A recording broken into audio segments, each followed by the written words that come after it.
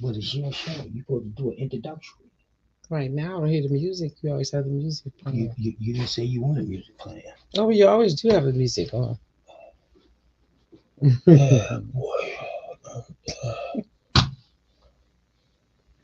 Um, Is this part being seen?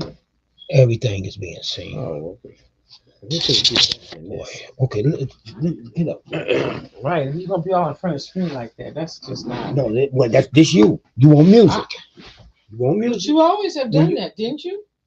not Maybe I'm all, mistaken. not I always always. thought I heard music whenever you did this.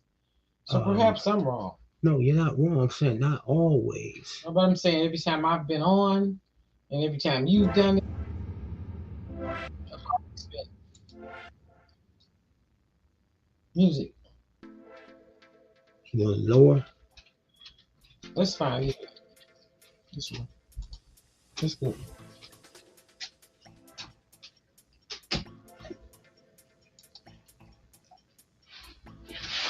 Okay, just open your thing back up.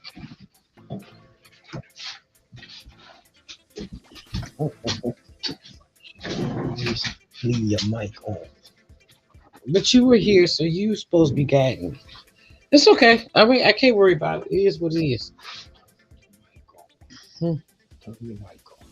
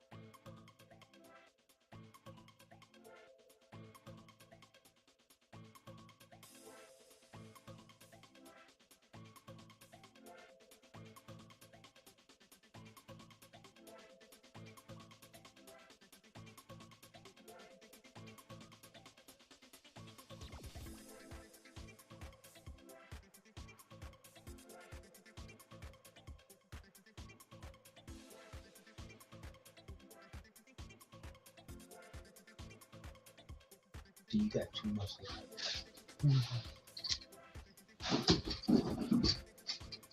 Hello, everybody. This is Marietta from the For Real team.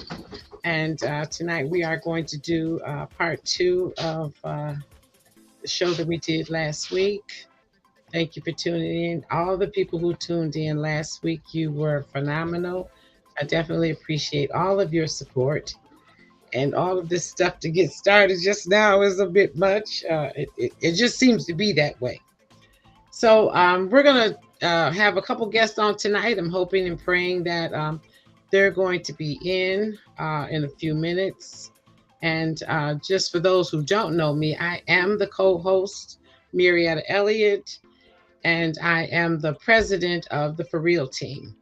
So we've been working on a lot of different things, for those who have been around with us for a while, going into 2025, we have decided to do something entirely different. All the things that we were doing last year is a thing of the past.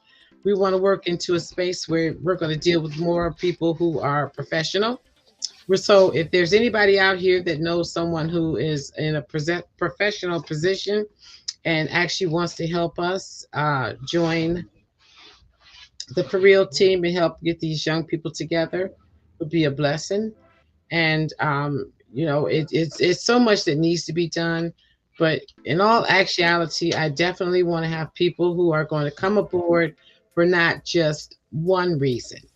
We need people who are going to come aboard for the entire package. We want to make sure we can reach the young people, and we want to make sure the people that are coming aboard with us are willing to love these young people. Though it may be pretty challenging, we want to make sure we can bring something to the table that's going to help us. So if you're out there, please send us an email. Definitely appreciate your support. And I cannot talk about how wonderful it was last weekend. It was off the chain, so to speak. And I'm looking for that kind of energy. I'm always looking for that kind of energy. I'm looking for people who are strong, who have an opinion, have an idea, and are willing to move forward with their ideas. As a team, we're called the For Real team for a reason. And it's because we need people to come together as a team to make sure the people understand that it takes more than one person. It takes a village to change things. We grew up with the village. We got to get that village back. And I want to have some people who's going to come aboard with some great ideas and are going to stand strong. Like I said, I cannot say it enough. We need people who are coming aboard for more than one reason. More than one reason. We need people who are going to volunteer.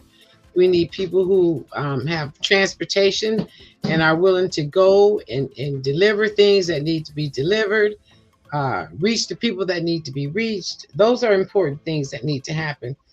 So in the near future, for those who are out there that actually do have some people that want to come aboard and are interested in helping us with the For Real team, please let them send us an email like Queen Nubia did. And she has a friend that's going to come on who commented last week, and his name is Sunny. So we are looking for them to join us and in a little while. And hopefully this whole process, once again, it's got to get worked on. And as soon as we get the stuff sorted through and figured out, as far as me coming live and learning the entire system, I want you guys to be very patient with me because I'm green. I'm green and going independent and doing this all by myself. So, but it's a process. It's a process. So I hope that everybody is having a good day so far. And for those that tuned in this morning when Raheem was on his way to the juvenile facility, it's such an unfortunate thing that situation even exists. I can't imagine being a mom with a child that's in the facility and has been in the facility a couple of times, or have lost a child in the street through gun violence, or just deciding to take off like I mentioned last week. I mean, it's a sad thing. I pray that those who have never been in that position will not be in that position. And I had a brainstorm the other day that for the parents who have children who have been very successful and are doing wonderful things in their lives, I would love to see those young folks become mentors to one another, be more supportive to one another, and reach out to the ones that they feel are in the process of getting into trouble. So, okay. Just need that right here. Somebody want to come in. Mm-hmm. Go ahead. Right, he was giving me another tidbit. He likes to do this at the last minute. Anyways, he can be extremely wonderful, and then he can be a you know what. So we're just gonna put that one on the record. He's got to get better with that. He's got to get better with that. He's a wonderful man, and he wants to help me be successful with this. But I'm going to have to teach him a little bit of patience when we're doing this. So he's wonderful, and I appreciate him. So So if there's any parents out there in the audience that have lost a child through gun violence or even a drug overdose, I mean that's also something that needs to be prevented. We need to curb that behavior. And if there are some parents out there that are dealing with substance abuse with their young children, please join us. If you can come in tonight, Raheem put the link up um, on the show so that way if you tune in, you can click on it and come right in. And he's going to have to stay right here with me to make sure you get in, which is a good idea. So definitely appreciate that. Anyway, today was a very good day for me. I probably would like to share this with you guys. As most people know, that I am a caregiver, and I lost a client that I took care of for 4 years through the disease of dementia, heart failure. And my hat goes out to everyone who is a caregiver and has lost one of their family members or one of their patients. My heart bleeds. This person that I took care of, long story short, I was there with her on Sunday, and she told me that her mom was here and that she was going to go with her mother. And I instantly knew what she was telling me. And I never dreamed it would be that same night after I left. That is the part that really stumped me, is the fact that she let me know she was leaving, but I was not anticipating the same night. I've been with that family for 4 years, and God in heaven knows they treat me as if I am their family. They've always been there for me, and they're young people, and I've had to pull coattails to a couple of them in the family because things were headed in the wrong direction, and because I pulled them to the side, it made them realize this is not a good space to be in. So for all of you guys out there who have loved ones, who have lost loved ones in the last few days, or you've been to funerals, my heart bleeds. And a lot of this stuff that happens with our young people, particularly our young people, through gun violence and the drug activity and being in facilities, those are the things that, could be prevented for the next child. If there's a sibling in the family or there's a cousin in the family, we got to recognize these things, and we got to really get both feet involved and get as many family members involved to help curb this behavior, because we cannot continue to fall victim to gun violence. We just cannot do it. Our young girls are out there and they're living in a space that is not beneficial to them. And, people have to realize that we are mimickers. People mimic what they see. If someone goes out and buys a brand new car, someone else says, oh, I need to do the same thing. Or if someone's in an environment and they're not getting high and everybody is getting high, they want to fit in. So then they try it out. And some people are not that fortunate to try it out and walk away. And that is the thing that I fear, is not being able to try it out and walk away. So if anybody is out there in the audience, I want you to take a look at your family, and I want you to recognize where that young man or that young lady has gone wrong, and you've been able to pull them back before it got too bad. Keep working at it. Don't ever give up. I had a thing that I would say to my nephew, but I'm going to ride this horse into the sunset. And I meant that. I'm going to ride this horse into the sunset. And that's exactly what I did. And it was hard, very tiresome. I didn't think that I was going to survive it, but I did survive it. And as I always say, and I have been saying, he's a hell of a man today. And I do know that it takes consistency. Oh my God, looking like we got Miss Queen, even Nubia in the house. Let's see if we can get her in here. Let's try that. Okay. Hello, darling. Can you hear me? Okay, I can see you now. Hey, Oh, good evening. how are you, Queen? I'm good. How are you, Queen? I'm excellent. I'm excellent. You see, I decided to go big and go. Oh, beautiful. And you got Thank my you. favorite color on. Oh, That's how nice. lavender, right? Yes, yes. How nice is Lavender that? purple. Yeah, I love it. You look Oh, well, really pretty. thank you. And you have on my I favorite love print. that You know, color. the animal print. I'm totally into it. You look fabulous today. Thank you. I'm Thank so you. glad you were able to get in. Did you speak with your sister? Yeah, she was waiting for it. I told you to send her an email. I did. I sent you the link. You did? Yes, I did. Yes, I did. Yeah, I Okay. sent it to her. Let me, I also sent it to Sonny, so I'm hoping that he will definitely I'll tune text her. in because Sonny is what it's all about tonight. Yeah. Huh, he's coming? Yeah. So, Okay. okay. Well, I can't do that. Every now and then.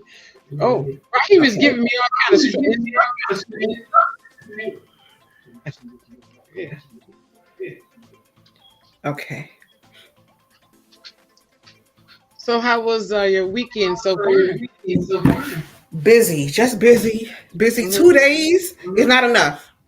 Right. No. 2 Absolutely. days is not enough. Yeah. I need more time. Yeah, I know. We need So- 3 days. Yeah. Yeah, we got we have a 3-day coming up this weekend coming. So Okay. that'll be good. That'll be Okay. good. I'm always looking forward to an extra day because 2 days is not enough for real. Because No. during the week you're tired, and then the Mhm. weekend you got things to catch up on, and you can't always get to everything. Got to run errands, and Yes. so yeah, I've been needing a little bit of extra time. But you know what? I don't trip. I do what I can do. Whatever I can't do, Exactly. Yeah. I it's mean gonna that. do. I love your fro. Well, I listen, love it. I am a woman that has a million wigs. So look out. There's no telling who I may be. You know, and the beauty of it all is that I want to look different. I don't want to be bored with myself. And when I'm out and about, you know, I bring life to the people in the community because they always give me a comment on what they like. Yeah. So do you have your phone on your Huh? your YouTube? Is it on? Yeah, because I'm YouTube? it's called it's making me I don't have my YouTube on. So is your phone on? What about your Ye- phone? Yeah, I have my phone. I can. Why am I? It says I'm not in the studio now. Oh, wait. Oh, right here. You are. Okay. When the phone is I can't- on and you're live, Mhm. it tends to echo. So you can turn it down. I guess the volume. Oh, okay. I'm sorry. Okay, is That's that okay. better? Yeah, much better. Absolutely. Okay. Yeah. Much better. Okay, that's down. Yeah. Okay. Let me see if she didn't hit me back yet. I don't know. Maybe she didn't check her email, but I spoke with her yesterday. Okay. So I don't know. So yeah, since I Maybe never give her a little bit I couldn't send her a more text message, I just went ahead and sent the email. time. Okay. Yeah, text message. That'll be better. Mhm. I did. I just You did it. Yeah. Yeah, I just now sent her a text. Because that's Black Widower, right? Yes. Yes. Okay. Yeah. So last week we were on fire. People still Oh talking wow.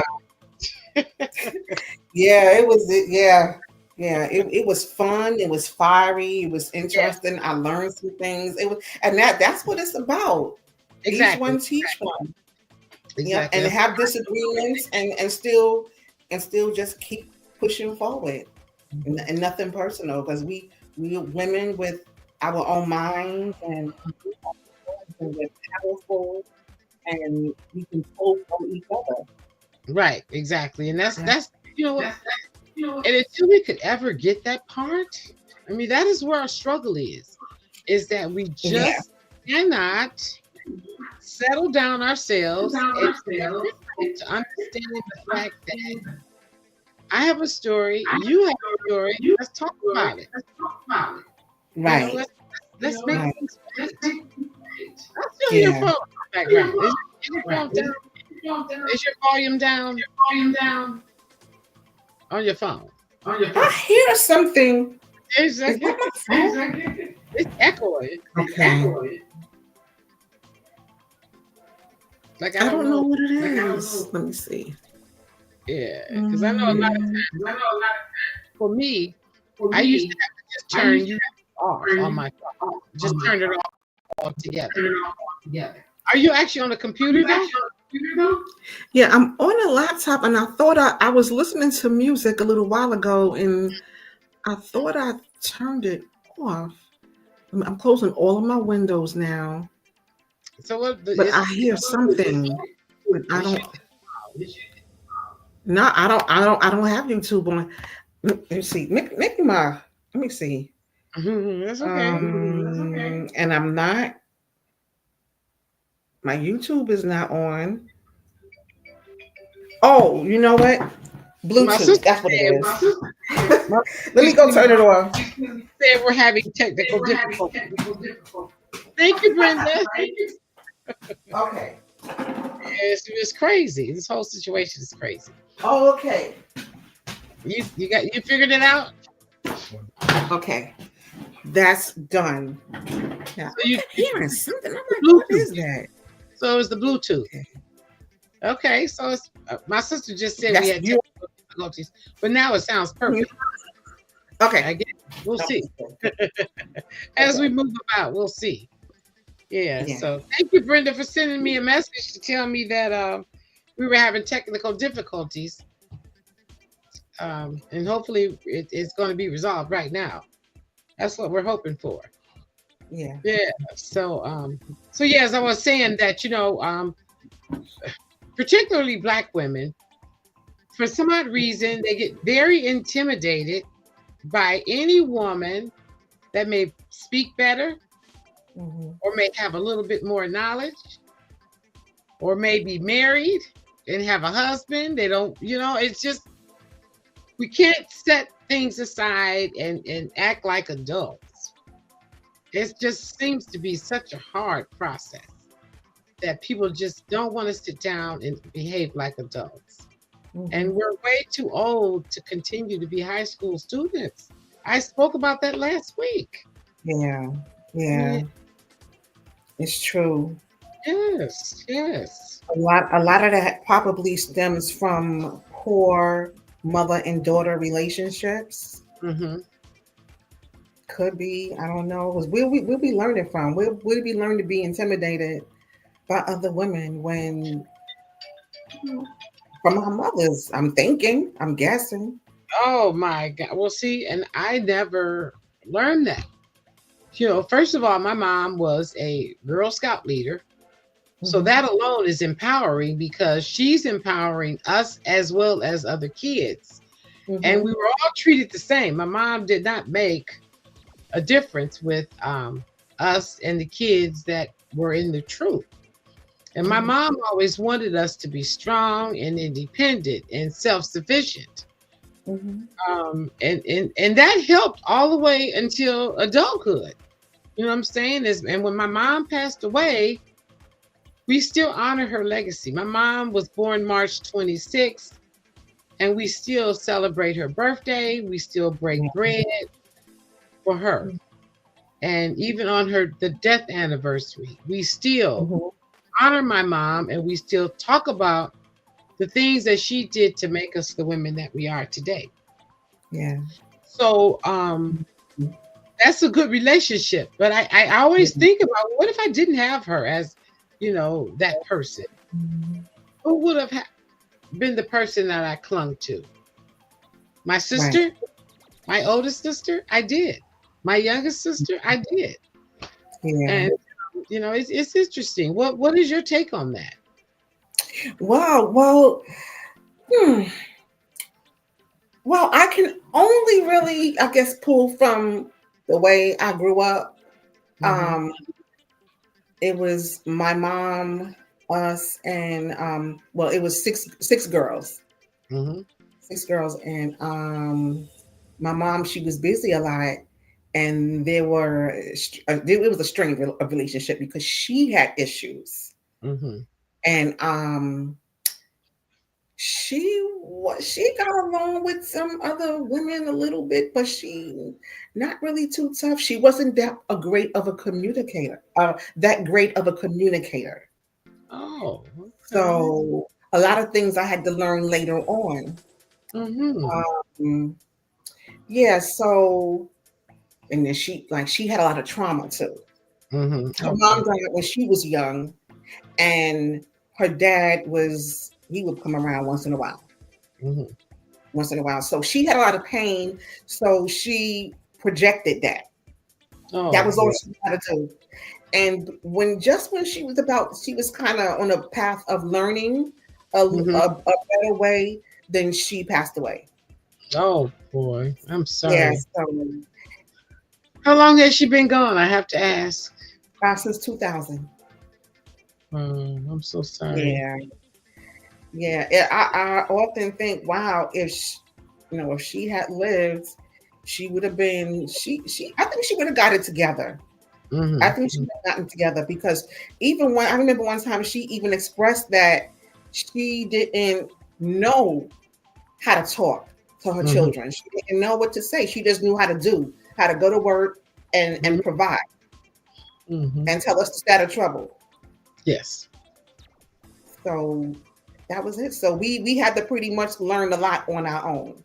Mm-hmm.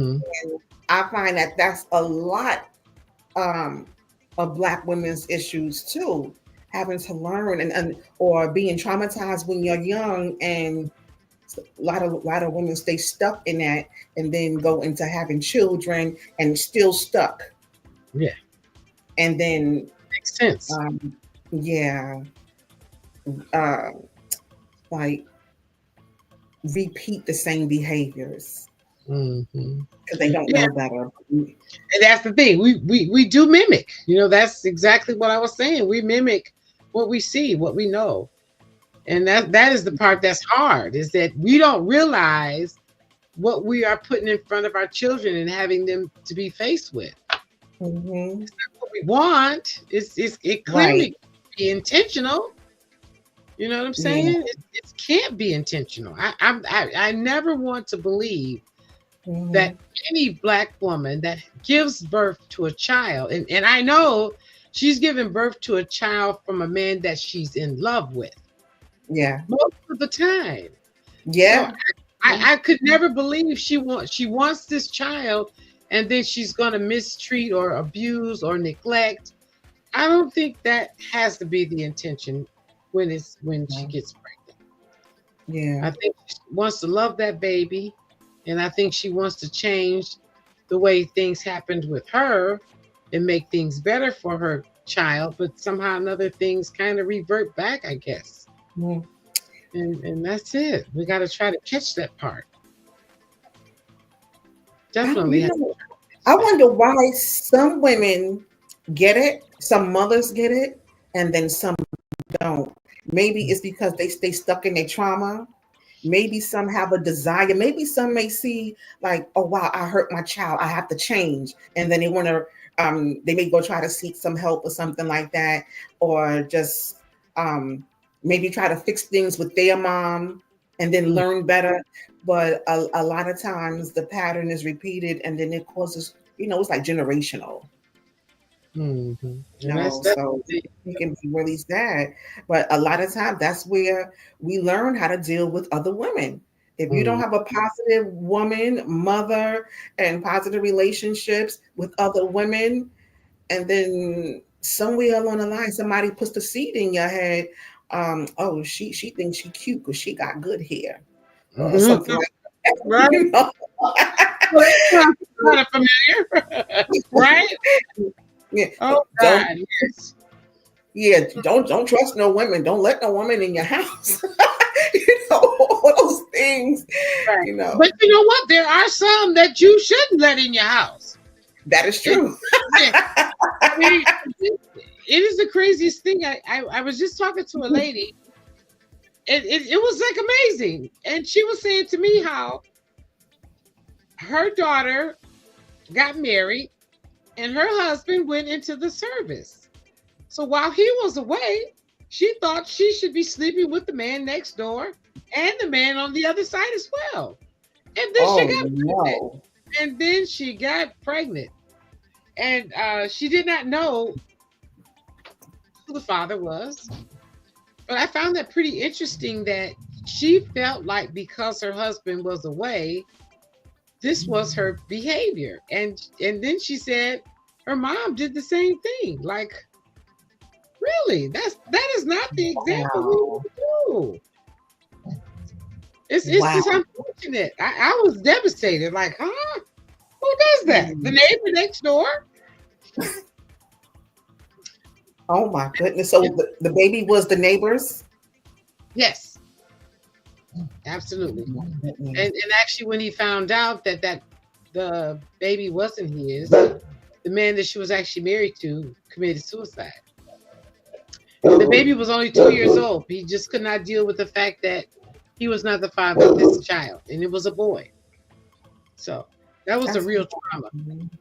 And that's something that's going to be for life. I mean, I was traumatized just hearing about it.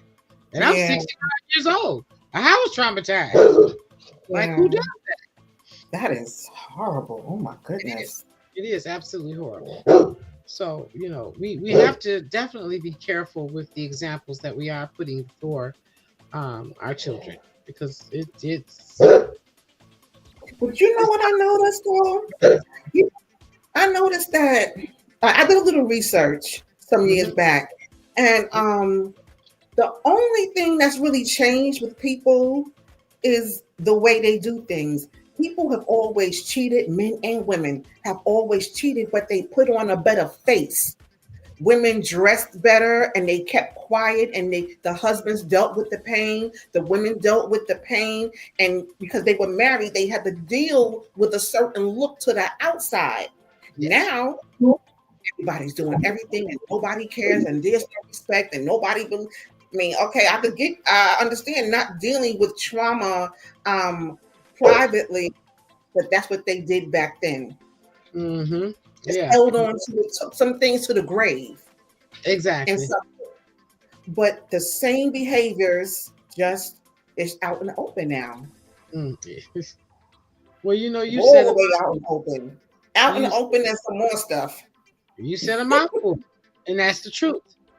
It is the absolute truth. And like you said, you know, back then we honored a marriage.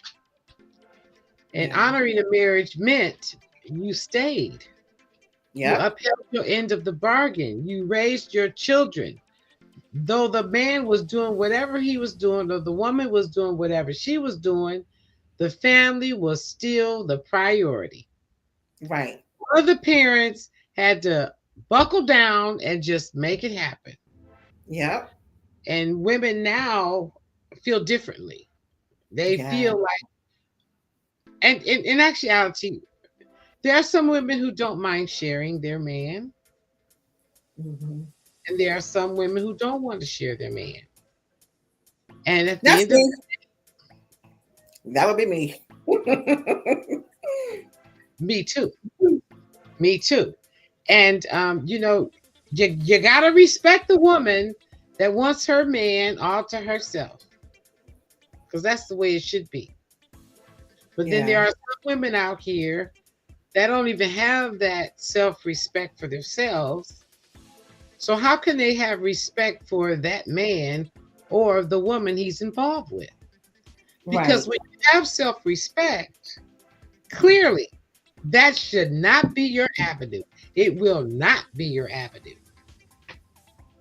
And that's a fact. Another phone somewhere. Are you playing music?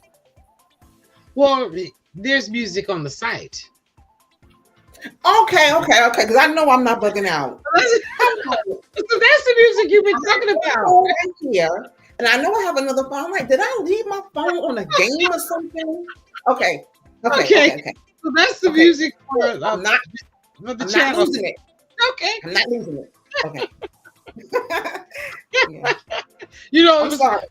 that's okay. It was going last week, but we were so on fire, and now it's just the two of us here. So now you're able to hear it, but it always is going. Yeah. Where Yeah. is Sunny? We got to get Sunny in here. What is that? Your friend Sunny. Yeah, but And your sister. that's a good subject too, talking about polygamy, polygyny, polyandry, and polyamory, all of that poly, whatever. But you know, like I told you, my father had my mom. He was married to my mom, and then he had his other wife, but he was legally married to my mom, and they dealt with that. And I was like, I'm not ever doing that. Like, because you know what? It seems so unnatural. Yeah. If it wasn't natural, right? I don't think there would be a need for men to try to push it so much. Mm-hmm.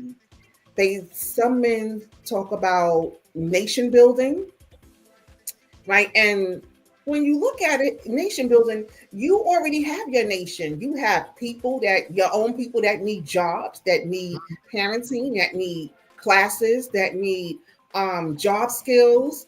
Like you said, a lot of our babies are in foster care.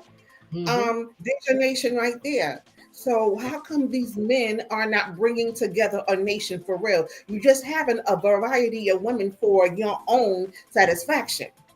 Okay, that's the truth. Well, is that a nation having a bunch of women and a bunch of children?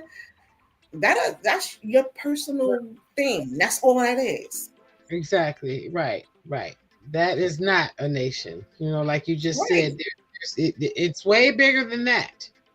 And until we start to realize that it's way bigger than that, then we're going to always be stuck with trying to figure some stuff out. And there's some things that are easy to figure out. And especially when you're a parent and you're on top of your children, you will know when they're going astray. But if you're not on top of them, you miss them going astray. And you don't find out they've gone astray until they're there. They're out there. Right. And that's what I want to encourage, you know, the moms out here that haven't lost their children to gun violence or drug activities or drug addiction or drug overdoses. I want them to chime in and give us some feedback for the rest of the mothers on what they've done to have that success rate and what are they doing to keep it from turning around, because it can turn around so easy. Yeah. It can turn around so easy. And that's what's so scary. Yeah. I mean, even the rate of suicide. There are far too many young people commit suicide. Oh, so unfortunate. Mm-hmm. It is, and that's something that doesn't have to be. And they're in environments where that child obviously feels that they have no one. So they may have 5 sisters, 5 brothers. They may have a mom and a dad, cousins, aunts, uncles, all involved in that person's life, and then all of a sudden, something goes terribly wrong. Terribly wrong. And that's my fear.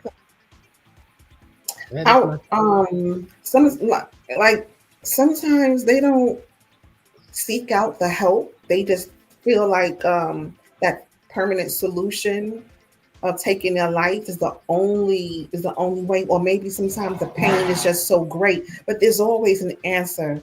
And sometimes it's difficult to reach that person if that person does not really come out and say what's being done or why they're hurting or why they feel that way. How are you going to reach them? Right.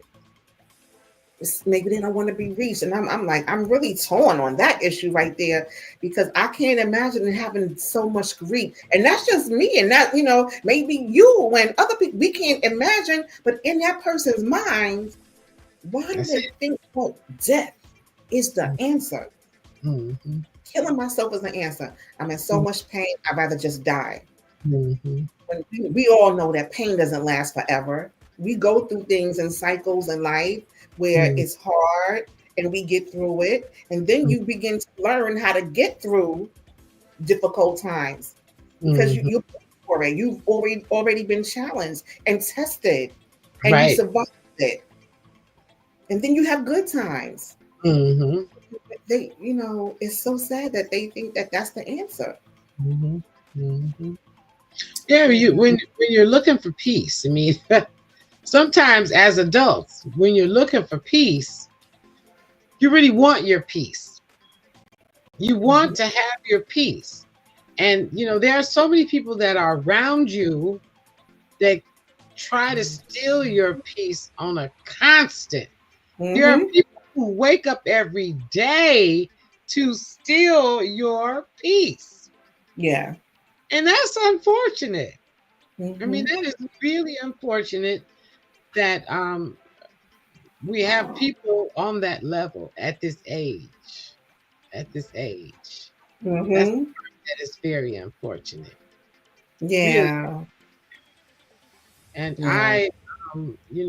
I'm hoping that, like I was saying last week, if we can get some young people involved and come on to the show with their parents, with their mom, their dad, um, just to hear them speak, just to hear them talk about how they feel, and Mm-hmm. in hopes that they're going to go and talk to someone else and have their parent to come on. Because I think that starting with the young people connecting, as well as parents connecting, because kids they love their peers more than they love us. Let's face it. Yeah. Yeah. Oh I my mean, goodness. let's face it. Yeah. They go from being the little baby and everything and going to school and now, Yes, everything their friend says is exactly, right. exactly. Well, my friend, oh my goodness. And Yeah. that's fact. So we need to take we need to take that and turn it into something great. Yeah. We need to get those children who have good friends, and let's do Yeah. some networking from peer to peer. Getting our young people perhaps to talk and share a little more with their friends, teach them to do a little better problem solving, and helping them to know when it's time to turn to an adult for Right. some help or for some Mhm. answers. I think that's something that I definitely want to try to work on is networking with these teenagers, Yeah. because it looks like they can't hear us. You know that. Yeah. They can't hear us. All of a sudden they go deaf to us. Yep. They're deaf. But when there's some of them, when they're given the opportunity to speak, they let it all out. And that's a good thing. Let it Yes, all out. Say what's on your mind. I love it. exactly. But some things you would never believe. Yeah, because some things you would never think that this is what this young person is thinking. Mm, It's like, wow, wow. I didn't know he felt that way. I Mm, didn't know that I had this effect on them. I didn't know that when I said this, it made them feel this way. wow. Yeah. Yeah. They need that opportunity to Mm-hmm. speak. Yeah. Absolutely. They hold a lot inside too. Mm-hmm. They hold a lot inside. They hold a lot inside as well. Mm-hmm. Yeah. Yeah. That's something that also I probably would love to rethink how, sometimes we would always say, do as I say and not as I do. Inside too. Mm-hmm. And that is something that we need to be able to do everything that we're going to, that we can, to get them to realize that though I say do what I do, say do as I say, we got to be able to get them to understand why you're really saying it, and get their feedback on how they feel about it. Right. Because sometimes communication is everything. My It sister's trying to is. call me and I can't be on the phone. It is. Yeah, so she'll have to text me. Um, I would like for my sister to tune in, but she's trying to call me, and I can't be on the phone. she'll Maybe she'll send me a message on the channel. She'll be good. Oh, Yeah, oh, okay. yeah. My So you sister, have she's out bowling. She just texted me. uh-huh.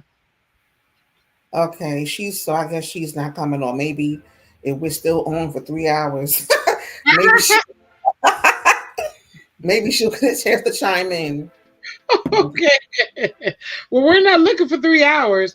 That is something I said last week, that we were going to have to really try to bring it down a little bit, as far as time wise is concerned. Yeah. Um, um, but yeah, my sister's asking me, am I going live? I'm on. Oh boy. Yeah, she wants to know. I don't know, maybe something is going on out there, because she's asking me, am I going live?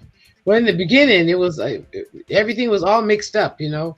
Mhm. Raheem was trying to get one thing done, I was trying to figure out the other thing, and so the first beginning of this was kind of crazy, Mhm.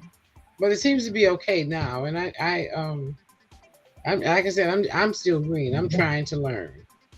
I'm trying to learn. Most Yeah. definitely. Hmm. I don't know how to do any of this stuff. I need to learn. I know I need to, because I still want to continue. Well, I guess it's going to be a restart at this point. Yes. Well, yeah, I got to learn. And I'm going to support you. So that's what's most important, is that I'm going to support you through the process, Yeah. because It's you have like anytime when you take time away from social media and then you Mhm. go back on, it's upgraded like so fast. Like Yes, it's like, dang, like now I gotta do that. Okay. It used to be this simple, not no more. No, exactly. Right. it keeps going, just like life. Keeps on going. You stay stuck, everything is moving ahead so Not the fast. truth. Yes, it is. Real fast. Yeah. Yeah. So that's why I'm trying to sort through and figure this all out as well. Because like I said, the biggest thing is that I want to be able to, we had, I think, like over 118 people who actually looked at the video. So that's 118 people out there that will be part of the connection. Right. And if we could keep that going, I am positive that there's young people in that person's family that also listened to the video, and in hopes that they will come on so we can get our young folks talking. Mm-hmm. I Mm-hmm. need to hear them tell us what they need from us, because we Right. always put the demands on them, what we need from them. Mm-hmm. I think we need to turn it around and ask them, what do you need from me? How can I help you? Instead of just thinking that we are helping by giving that direction. And perhaps it might be time to say, hey, what do you want? What do you need from me? How can I help you get through this crisis? Because that's Wow. clearly what it is when they're out there in the wrong spaces with the wrong people. And Mm-hmm. it's all about attention. Um, and I want to also say to the people in the audience, moving forward, I would love to see people get more upfront and personal with I love you, with a hug to go with it, if Right. that's possible. We got to learn how to do a little more embracing, so that, Mm-hmm. because you feel the love when people embrace you. You Right. feel there's a connection that happens for that brief moment to say, it's okay, I'm here. Mm-hmm. And I want to see us get more into that. I want us to hug our siblings, even though our siblings have got on our nerves. Yeah. Before you go to bed at night, tell your brother or your sister that you love them and hug Right. them before you go to sleep at night. Before you go into your room, give them a hug. Come on, people. Let's start doing this. Let's start. Yeah. It's a big You deal. know, some people are so caught up in whatever they're caught up in, they can't do it. Yes. You see all the pain at a funeral. You see all the boo hooing and all that at a funeral. But when you were there, the person was there, everything was so important, or unimportant, rather, it was unimportant to make resolving certain things a priority. Exactly. That's like, I mean, I know you've heard of families not speaking to each other for like 30, 40 years. Like, Is it insane or what? it's insane. It is insane. Who does that? That is something that Black people never did. And I don't know why Black people are doing it now. But it's crazy. And they need to stop it. You know what? One of the things that I know that I've experienced, right? You could be having a conversation with a family member about something, and they may take something the wrong in a way that you didn't intend. And instead of them saying, well, what do you mean by that? It sounds like you're saying this. Is that what you're saying? Instead of bringing the communication to get clarification, like, then they don't call you no more. It's crazy. And you call them and they don't answer the phone. And then you're like, well, dang, well, she ain't call me. You know, I'm calling her. She don't call me. And then now you ain't calling. Right. It's childlike behavior, though. Yeah. That is so childlike. I mean, we just cannot do that. And you know, by now, as we age, we should not even be in that space of taking it personal. We should be taking it into a space of whatever, instead of walking away and not speaking again. Right. And we gotta start. Absolutely. Absolutely. I mean, I am just so not into this childlike behavior. I mean, I find myself like in a state of shock that we're even doing this. Right. You know, Right. and the children see us doing that. And then they take that and do the same thing. Yeah. We gotta quit it. I mean, I can't. So how do you suggest making the first move to maybe resolve something, get a conversation going? Well, for me, you know, I would think that, you know, whoever was involved in that situation, give it a little thought, and then make sure you communicate to that person. And maybe you may want to say, did I offend you in any kind of way? Because I've had to do that. I had to do that. And, you know, and then people will say, oh, no, you didn't offend me. And then I'll say to them, well, something happened. Something happened. And then they're like, oh, no, I was just a little preoccupied. And I say to them, well, okay. Yeah. I'm not going to back them in a corner. I'm going to say, okay, but I came here to iron it out. Yeah. I came here to iron it out. Mm-hmm. And then that ball is put right back into their court. Now that's a bold approach. That's a very upfront approach. No, but it's good though. It's good. I am. You know, that's good. But that's a good, bold approach. And for some reason, when you confront somebody, they do just what you said. Oh, I was just busy. Oh, no, you ain't dealing with it. You felt the way, but now that I'm asking you, now you don't want to deal with it. Exactly. It's a lie. Yeah. So, but that gives them the opportunity to walk away and feel a little guilty and have a feeling that, okay, I don't want to talk about it, but I'm going to let the shit go. Mm-hmm. Excuse me for saying it. And that's what we need to do. If you're not willing to talk about it, let it go. Because I said last week, we can spend the entire day with the past. And when we're done with talking about that past, what changed? The past is still there. That exact same past didn't change at all. It's still there. So why do you want to keep doing it? I mean, that's like insane to me. Let's do something different. Yeah. You know, because that's the only way we're gonna save these families that are in need.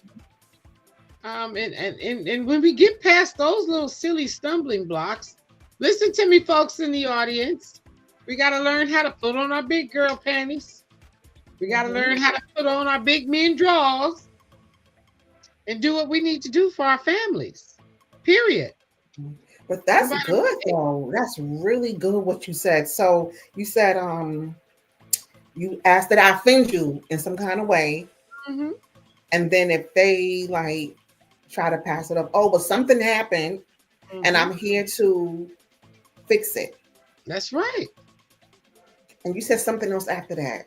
Here to fix it. And yeah, you said if you're not willing to talk about it, what did you say? If you're not willing to talk about it, then move on. Yeah, then move on. Mm-hmm. That's good.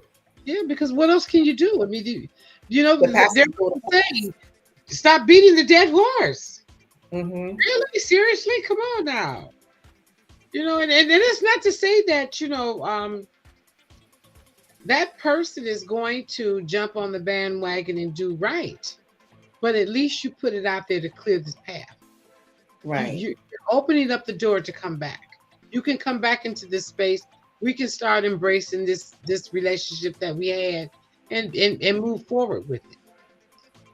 You open the door. And, if people choose not to, what are you going to do? But you just have to leave it. Sometimes you just can't engage. Right. I say that all the time. You cannot engage.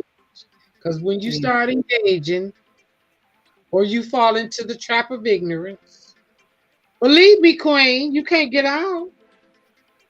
Once you get into the trap of ignorance, you can't get out. Because ignorance is going to take a hold of you. Right. And it's going to turn you every which way but loose. You're going to be ignorant with that person. You're going to start being ignorant with the other one. Because this one is not being mad because you're mad at that one. We do a lot of that. Yeah. We do a lot of that. Yeah. You're not mad at the one I'm mad at? That's a problem. Right. That's a fool talking. Yeah. That's a fool talking. Yeah. No, it used to be a situation. I don't have a dog in that fight. Mm-hmm. Mm-hmm. And that's the truth. That's good though. Mm-hmm. That's good. That's very helpful. Well, you know what? That's the thing is that, every time I come on the channel, I really want to send a clear message. I really want to make this simple. I think that we make a lot of things way too hard. And at this age, it should be simple. We should be able to foresee a bad situation before it comes about. I mean, because the end results will always be. You know what I'm saying? You've been there, you've done that. The story doesn't change. You rob a bank, sooner or later, you're going to get shot or you're going to get put in prison. Something different happens after that. You'll be on the America's Most Wanted sooner or later. You're going to pay. Yeah. You just can't get away forever unless you get killed before you're caught. Right? Mm-hmm. Yeah. That's how it goes. So we can see a lot of things. Yeah. Definitely see a lot of things. And that is one thing that I want people to realize that, because we have that wisdom, we have that knowledge, let's start implementing it. Let's implement some of our wisdom and some of our knowledge. And me and you are such a perfect example of two Black women that have come together, living in different states, and have been able to make it happen. Yes. This is such a perfect example. And for all the women out there that are still walking around with these chips on their shoulders and their insecurities and their attitudes, come on now. Yeah. That doesn't have to be. It's time to grow up and let it go and love yourself. When you love yourself, you don't have all of that. No, Let the you baggage don't. go. Get the support that you need to help you to let it go. But don't Exactly. just hold on to it. It doesn't serve you. Mm-mm. It doesn't serve you at all. At all. And no And one you else. know, and holding on to a lot of anger and grief and sadness, it puts disease in your body. There's a chart. I'm going to find the chart and email it to you. There's a chart that talks about certain issues and the organs in your body that it affects. Oh, I think you Maybe should somebody. share a little bit that right now. What comes off the top of your head? I want to hear that. Well, I know someone. Well, she passed away, Mm, and she was in love with this man, mm, and the man never made her a priority, and he gave her two children mm.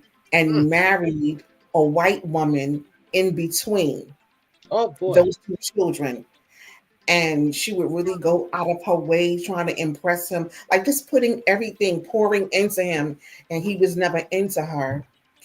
And so she Wow. never dated anyone else ever again. And she held on to that pain, Mm, and she ended up getting uterine cancer. mm. And um and when I had one of my babies, she was like, you had a natural birth? I was like, yeah. And she was surprised. Like she was surprised. Like, I'm like, that's regular to me. That's you didn't have a C-section? I was like, no. But she held on to all of that. She couldn't have her children naturally. And she Mm. ended up getting cancer.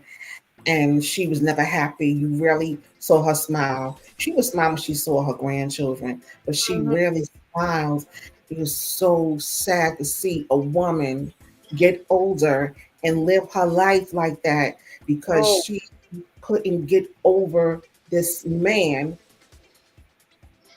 It was sad, it is very sad. and held that pain in her uterus. So the man, he put the babies in the uterus, he was in there. And that's what and he didn't love her. So he didn't put love into her. So this is another dynamic with sex, with conception, with the man putting his energy, his power, his thoughts, and everything into your body. Mm-hmm.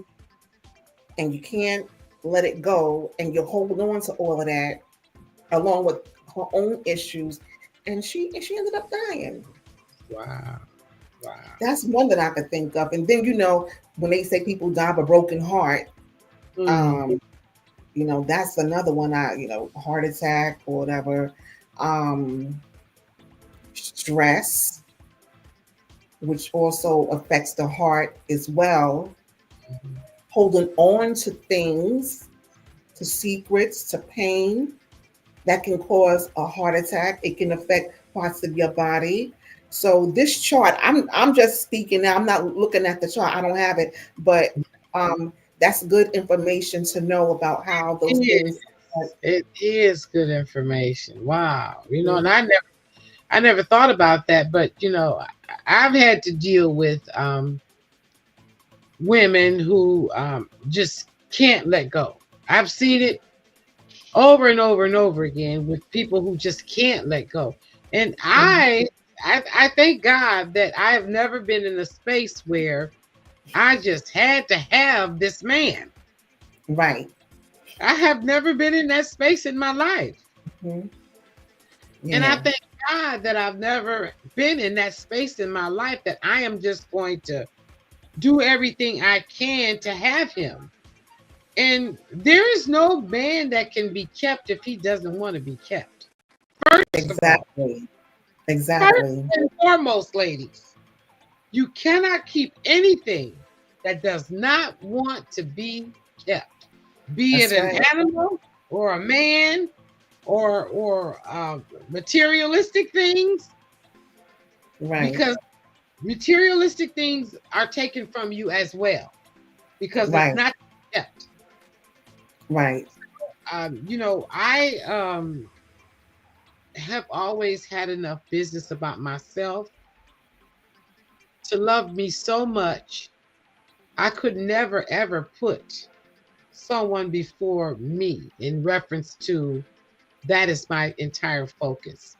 And I'm Right. gonna tell you something, Queen. When my Mhm. mom passed away, I had to go on. You understand that? You Yeah. Yeah. you had to go on. Yes. And I'm gonna tell Yes. you something, honey. Marietta said I had to live without my mother. There is Mhm. nothing on this earth I can't live without now. Right. I have gone Right. 14 years and I still Mhm. cry about my mother. Yeah. That is a strength within me to know that if I can live without my mom, Right. I can live without anybody that wants to be abusive, who That's wants to right. be a master of deception, who wants to be a liar. Hmm. I don't need that. My mama is Right. dead, and there will be no other. No one can take the Right. place of your mother, regardless of what the relationship was. She gave me That's life. that's right. She gave me life. And that's something that, I realize, and I've always realized it. But now that she's gone, I'm telling you, Queen, I beg God to give me 10 more years to take care of her because I'm a Yeah. caregiver. I wanted Mhm. to continue to take care of her for 10 years. And I'm telling you, I promised my mom when she got so sick, I said to her, don't you dare lay in that bed and think about where you're going to go after you're released from the hospital. I said, because I promise you, you coming home with me. Mhm. You're coming home with me. Now, let me tell you this, Queen. I brought my mother home. I walked through the side door of my house, and as soon as I got through the door, I stopped. My mom, I had her in an urn. I had got her cremated. Mhm. And I said to my mother, I promised I would bring you home, but God in heaven knows I didn't know like this. Had no idea it was going to be like this, but I Mhm. kept my promise. Yeah. She's sitting on my mantelpiece today. She's sitting Wow. on my mantelpiece today. That was a promise that I kept for my mother. And Wow. that was hard. It was Mhm. so hard because Yeah. I wanted to keep her here for 10 more years and take care of her. Mhm. So, when it comes down to anything else in this world, it's null and void. It's null and Mhm. void. That's right. That's right. Yep. If only some more women would get that. Yes, I wish they could. I Yeah, wish they because we waste a lot of time on creating our own pain Yes, with we a do. man who, if a man don't love you, he don't love you. There ain't nothing you can do. If he don't want you, he don't want you. Ain't nothing you can do about it. And if See, you keep pouring in, you end up empty. You giving, giving, giving, and and you're nothing empty. Right.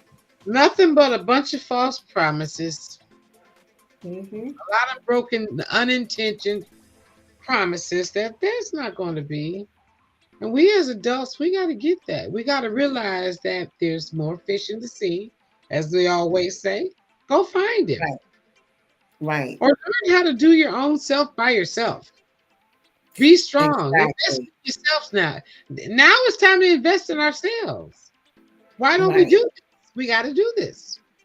Yeah. So that's Find that's out why.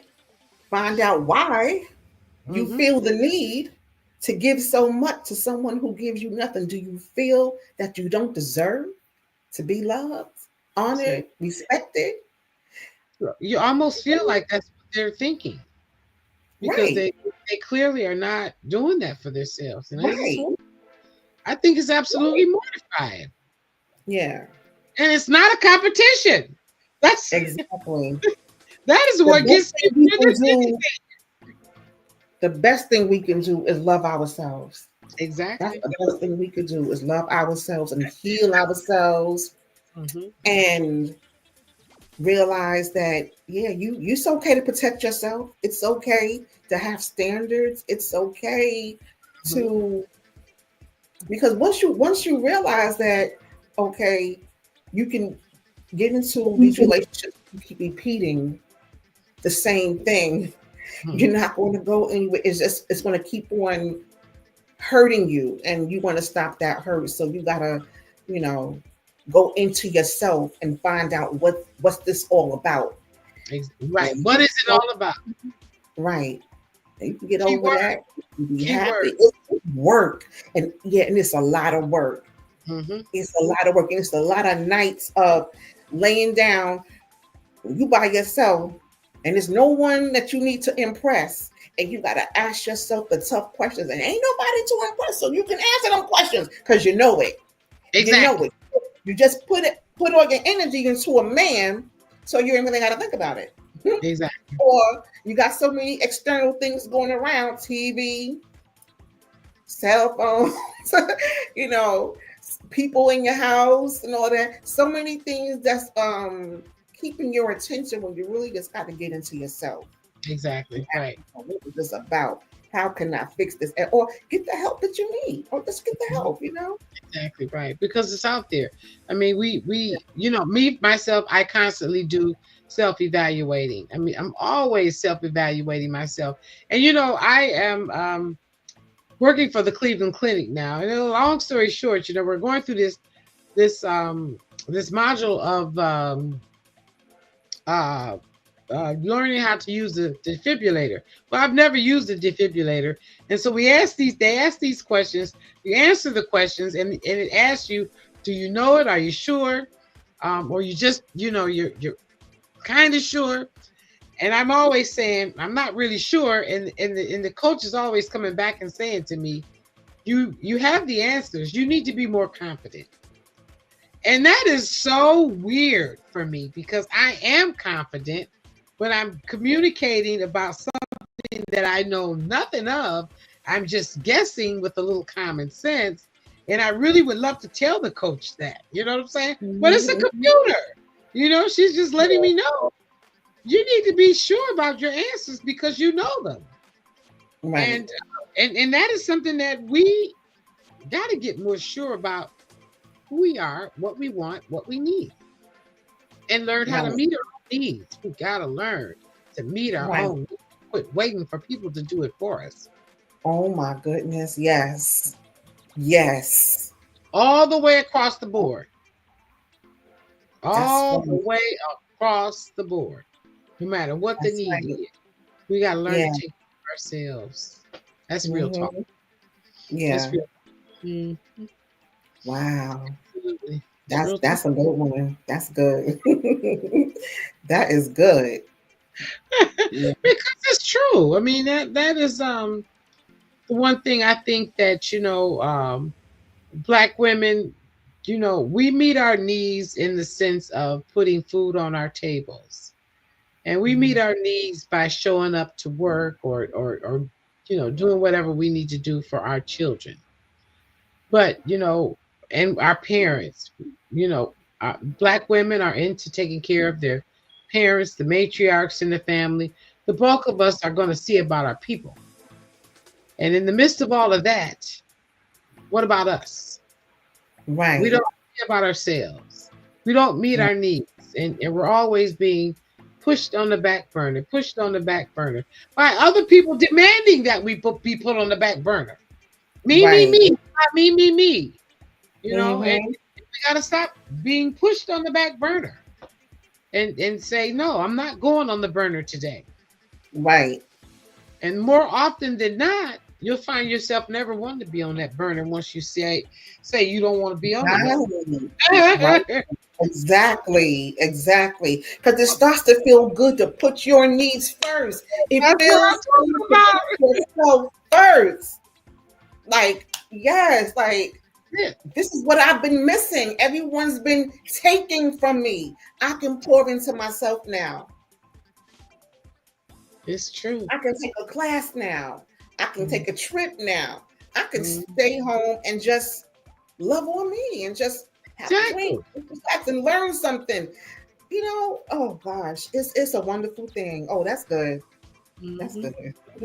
Yeah, I mean, that's one thing, since I've been doing the YouTube channel, and I don't know how many times you've been able to go back and look at some of just my videos, but everything that I do when I get on this show, it's about empowering the women, empowering the people, empowering the black man. I am totally for empowering Mhm. because we don't do enough uplifting. We don't Right. do enough complimenting. We don't do enough of what's your day looking like today or how was your day today. We don't do enough of that. We Right. just like we're so disconnected in so many different ways, and whatever I am on, I'm trying to give all the credit where credit is due. I totally believe in that. I don't want to spend a lot of energy on the bad stuff because we got plenty bad stuff, but it all is not bad. And because it's not all bad, we need to recognize what's good. Right. Act upon it. Because when you Right. feel good about what you're doing, even big or small, you'll continue to travel in that direction Right. of the good things. Right. I want to keep hope alive. I just refuse to surrender to the bad things in our lives. I don't want to Yeah. surrender to them. I want I to hear that. take do I hear something that. different. So, Yeah. Wow. That's, oh my goodness, that is so good because you see how people live when they just surrender to all the bad things. They mhm. watching the news all day. So you know what? Their conversation is so downtrodden. It's Yes. bad. Such and such, that little girl, she got killed and then sometimes people call late at night with bad news. I'm like, don't Mhm. so no, don't call me with no bad news. I don't watch the news. Like really, I really don't watch the news. Me neither. I don't I don't either. I don't because it's do it. very bad news. The Yeah, news and is bad. I don't want to watch it. the internet, Facebook or whatever. I think like last week, um, a man set a young lady on fire. Mm. Nobody helped her. It was in New York. The lady was on the train Oh, dear. asleep and he set her on fire. And that just bothered me so much. I had to just shut my page down because I said, see, this when you get these things into your mind, and it was somebody showed the video. What was the relationship there? Was It there was were they a couple? He was mad at her, or she was a no, strange. she had came from looking for her mom. She was going through some mental issues, and she had been in different places, and then she went to Jersey or went somewhere to look for her mom. Oh, And her mom has sold the house, and the new people were there and told them that no, your mom doesn't live here anymore. So then she left. She went and got on the train, fell mm, asleep, and somebody set her on fire. And she's standing up. I don't want to create the visual because it's horrible. And I said, this is why I don't like dealing with Facebook and certain social medias because that affected me so much. It was extremely disturbing. But some people live their lives this way every day with all of this bad information, horrible information, hurtful information, death, murder, rape, drama, and then their conversation is like that. mhm. I'm like, you have anything good to talk about? Tell me something good. Anything good Exactly. happened? And so with that being said, you know, The pain that you felt, I feel that pain. So now we're going to pass this pain around as if this is a circus now. Exactly. We got to stop that. People Yeah. put some crazy things up on the internet. They need to stop and think about how many people they're destroying with this garbage. Yes. I mean, that puts a damper on your life. Yeah. It put a damper on mine just now hearing about it. Mm-hmm. Because you can't even sleep on public transportation now. Exactly. Because it may come and set you on fire. Exactly. You get paranoid. Yeah. There goes the bond of somewhat trusting the people in your environment. Come on now. Mm-hmm. You don't need to know this stuff. And you know what? And I feel like Horrible. in this situation, there's no such thing as justice because the man that did it, I heard that they're going to deport him back to his country, right? So he gets to get deported, but he's not going to do any time there. And even if he did time here, why does he get to get 3 meals and a place to sleep? I feel the same That's way. not justice. You know what justice to me would be? Justice would be him going out the same way she went out. That's the only Absolutely. way. That's the only know, way. I believe in an eye for an eye. I'm the first one to tell you. Mhm. Do unto others as you would have them to do unto you. So Right. if you burning somebody else up, you need to be set afire too. But this time, Exactly. don't blame out. This Exactly. time, let you burn till you die. Exactly. Yeah, that's a clear message. Yeah. I'm hard when it comes to that. But you know, we I live in think a country where they call justice putting somebody in prison, and the prison is just for slave labor. The prison is not to help the person. It's not to help the victim. It doesn't help the victim. Putting somebody in prison does not help the victim. it only costs us more money. Exactly. Well, it's better knowing that the rapist and this, you know, the shooter is no longer on the street, but he's living. Meanwhile, my loved one is dead, and this Mhm. person still gets to eat. He can still have visits. He can do the, what do they call that when they get married and Mhm. conjugal visits? He gets to Mhm. still have that, but my loved one. So it's not justice. That's in this country. Whereas in other countries, It would be a whole different beat. yeah, they cut your head off. Exactly. Well, you know, I myself, I hated that they took the electric chair out of here because I Yeah. feel like the electric chair should still be here.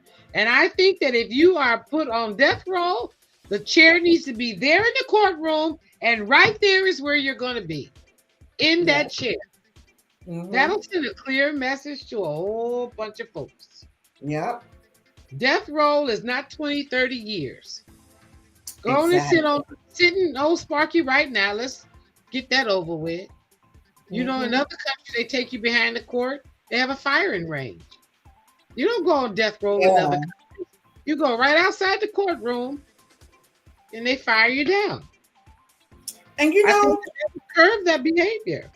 so look, right. So if they get the chair or they get the firing range, right, they Mhm. know what's going to happen to them, That's a clear and it's going message. to be over. Yeah, it's going to be over. But you know, the person that suffered Mhm. maybe didn't know that that was going to happen and suffered pain and everything. If that's the best that could be done, okay, bring the chair back then. Yeah, because seriously, I believe when we had Sparky, there was less crime. No one wanted to go to the electric chair. You didn't sit on death row for 20 years for the electric chair. Right. You went when the chair was available. And you Yeah. know, the chair is Mhm. a revolving seat. It doesn't take but a few minutes to put the next one in. It don't take a Right. long time. It just takes Right. time to get them unstrapped and get them out of there. Put the Mhm. next one in there. And I Yeah. think all across America, they be thinking, you know what? I'm giving up the crime scene because I don't want to be in Old Sparky. I want to Mhm. go be with Old Sparky. And that would change a lot of things. I really believe it. When you know you on death row for 20, 30 years, so what? But when you Right. go Sparky, you can't take that so what attitude. Right. You cannot. Who would? Mhm. Really, literally, who would say so what? No one ever wants to give their life up when they've taken someone else's. Right? Isn't No, that something?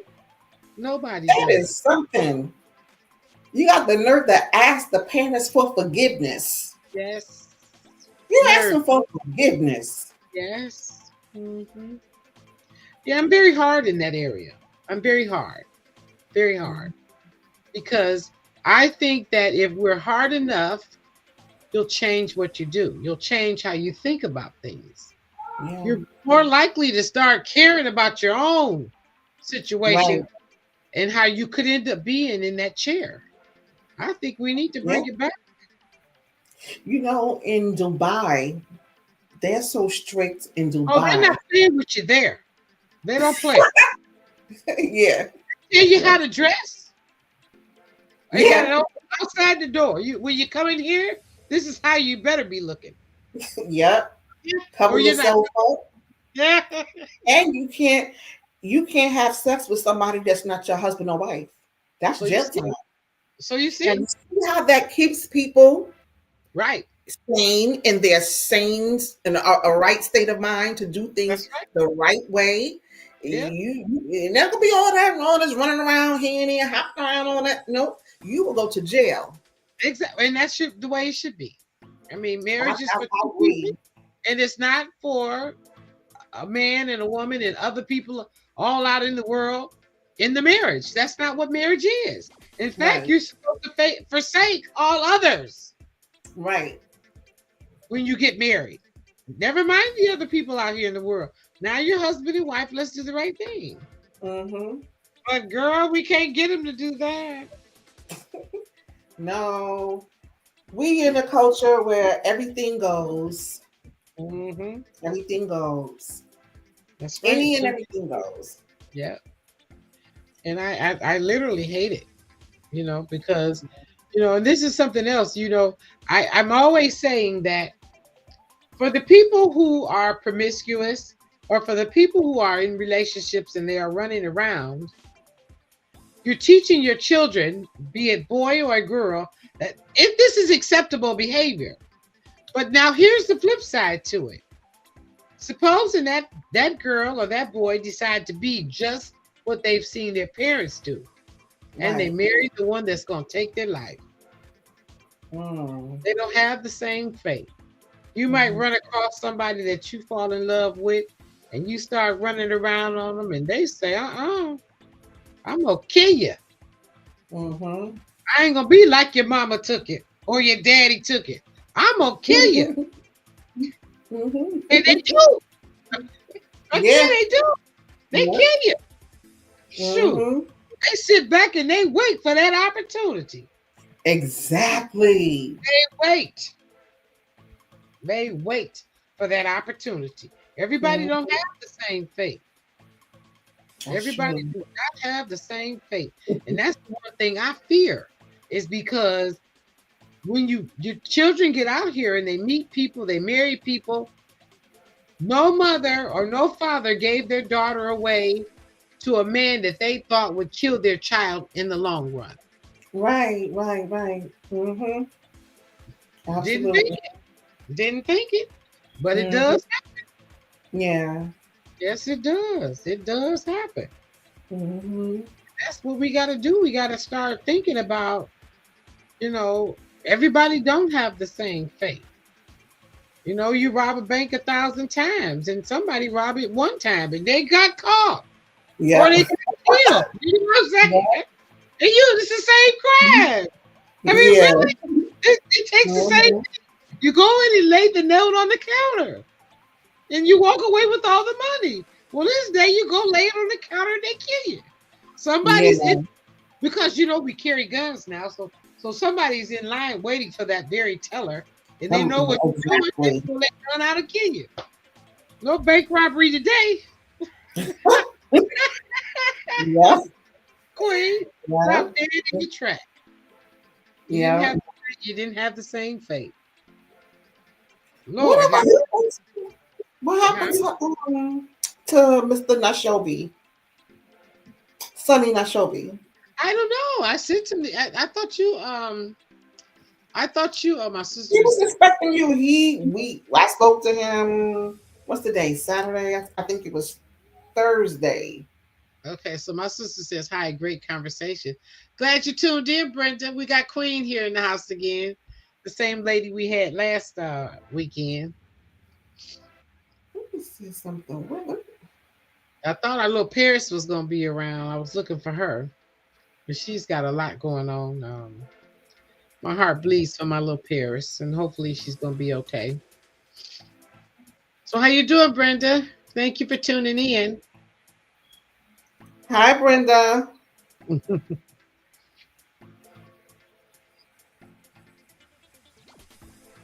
She says hi, Queen. I just text him to see what's going on. Yeah, I was really looking forward to hearing from him. Had you spoken with him already, though? I spoke to him. I think that was Thursday. No, Mm-hmm. no, no. One of the days when I was off. Wednesday. I think it was Wednesday.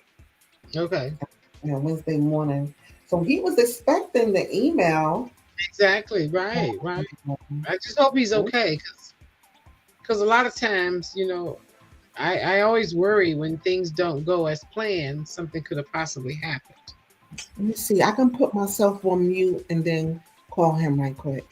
Okay, that'll be good. So, Brenda, how was your day today?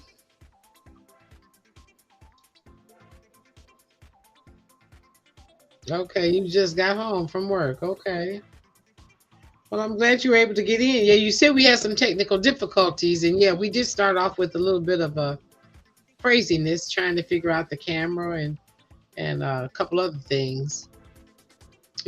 Raheem, he likes to wait till the last minute. He just can't let me just get on. You gotta throw this in, throw that in, and whatever, man.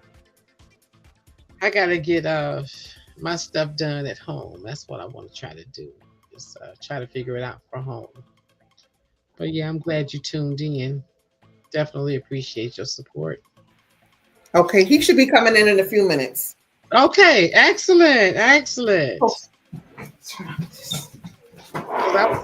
We have a gentleman that's coming on tonight, which is Queen Nubia's friend. And last week he had a very nice comment. Okay, she said it was good, not busy at all. Okay, great.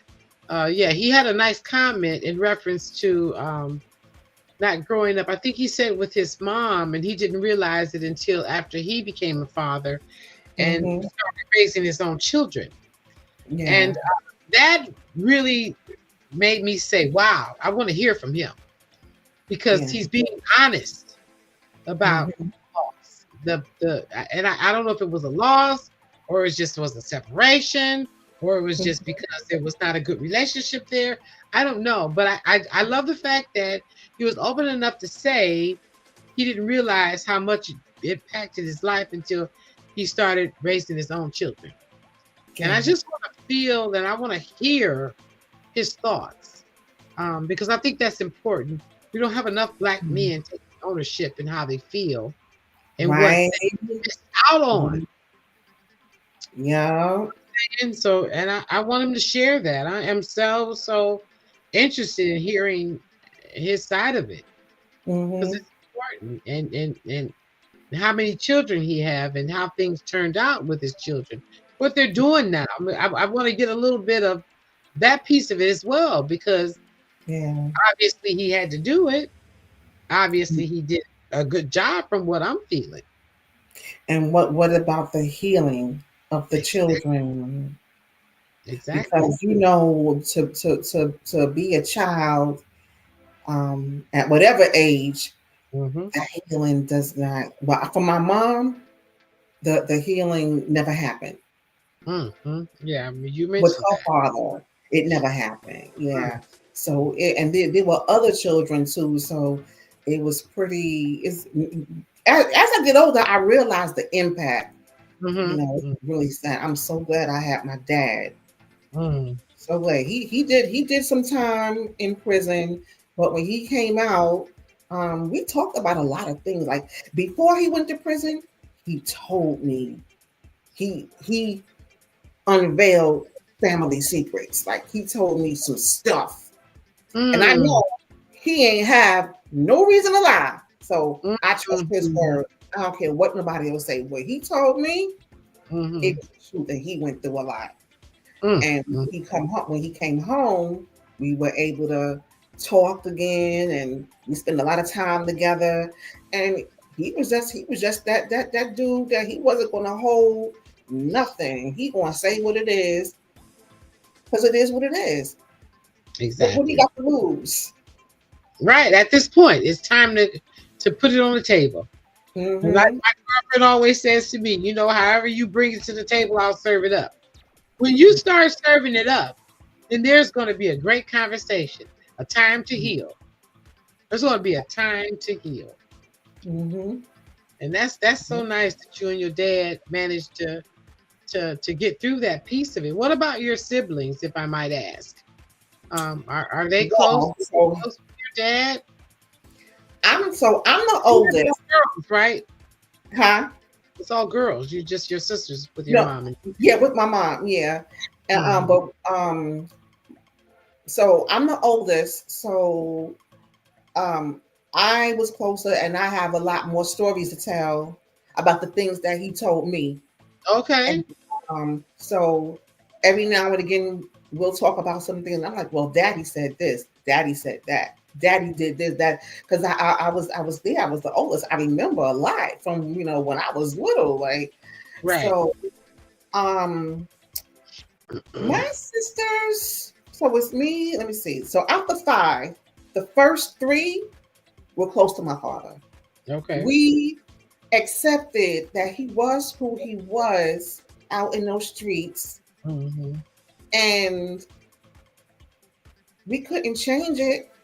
We were able to have conversations with him when he came home. We were able to get a lot of things out. He been through a lot. Oh boy, yeah. So we were able to, and me and my father, we argue, but there were things that he taught me as an adult, thinking I'm an adult, but he was my father, so he was an adult. And the things that he told me, he was like, never let anybody know because he thought that I talk too much. So he used to be like, look, you don't have to let everybody know what's on your mind all the time. Keep something to yourself. You never let your right hand know what your left hand Yeah. Like, let's be quiet sometimes. I had to listen to him because he was always right. Different, whatever guys we were dating, whatever like that. After he meet them, he's like, man, this dude, and he just run them straight down. He like this, he like that, da. He just run it straight down, and he was always right.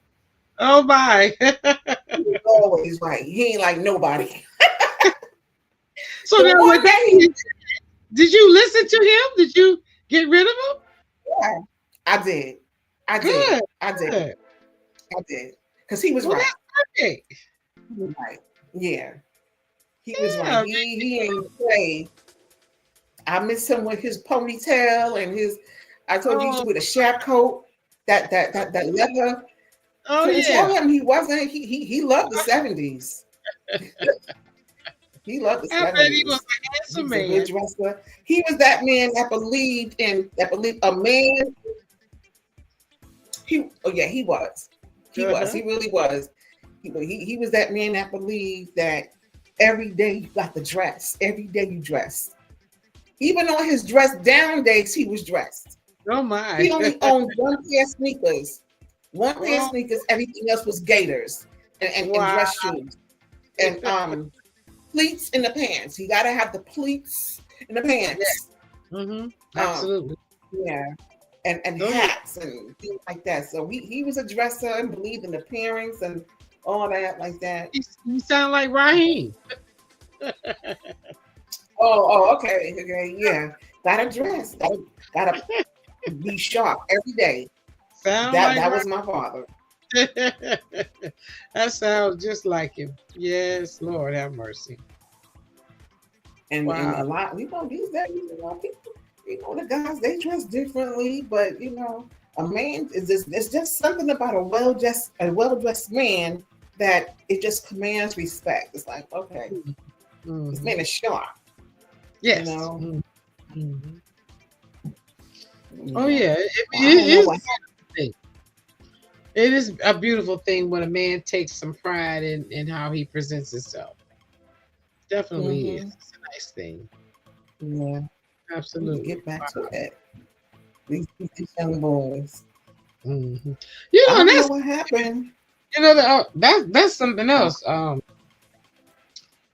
We find the men in their 40s still dressing like they're in their 20s.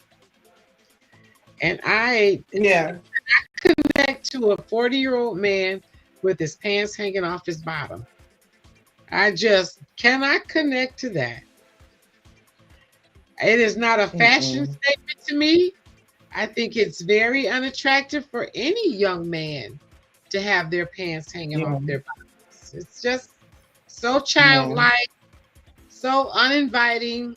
It's just not a good example. And I don't know how come and where it came from and why it still exists. But more and Well, more people are falling into that trap. yeah. I don't think that a man who dresses like that has anything intelligent to say at all. You can't even come out the house dressed right. So what do you have to talk about? What do you have to say? Because you clearly couldn't put together your mind to That's a be good point. presentable in the public. So what do you have to say? Because there's a certain kind of conversation that go with that foolishness, and it's foolishness. Exactly. That's a good point. Oh, thank you, thank you. Oh my God, that's a real good point. Yeah, what they got to Oh talk about? yeah, you're right. And Not they much. ain't going. They ain't going to nobody's job because you can't No, go to no job dressed like that. no, So what's your no. conversation about? Yeah, There's no conversation to go with that. That disgusting look. Am I going to see your exactly. drawers? Exactly. I hope the guys are in the audience paying attention to this. What I would love to do is every time you see a man like that, you video him from behind and you post it. And you post it so that Yeah. they can actually see themselves walking down the street because they don't see themselves from behind walking down the street. They don't even see what they look like coming into an environment. Right. Right. They can see someone else in that space. But I'm telling you the God's truth. If you see your own self, you might do Right. something different. Right. That's If true. you really That's true. see your own self, you might do Mm-hmm. something different. And that's the Yeah. one thing that I think about constantly. Mm-hmm. Constantly is that Yeah. it's something that doesn't have to be.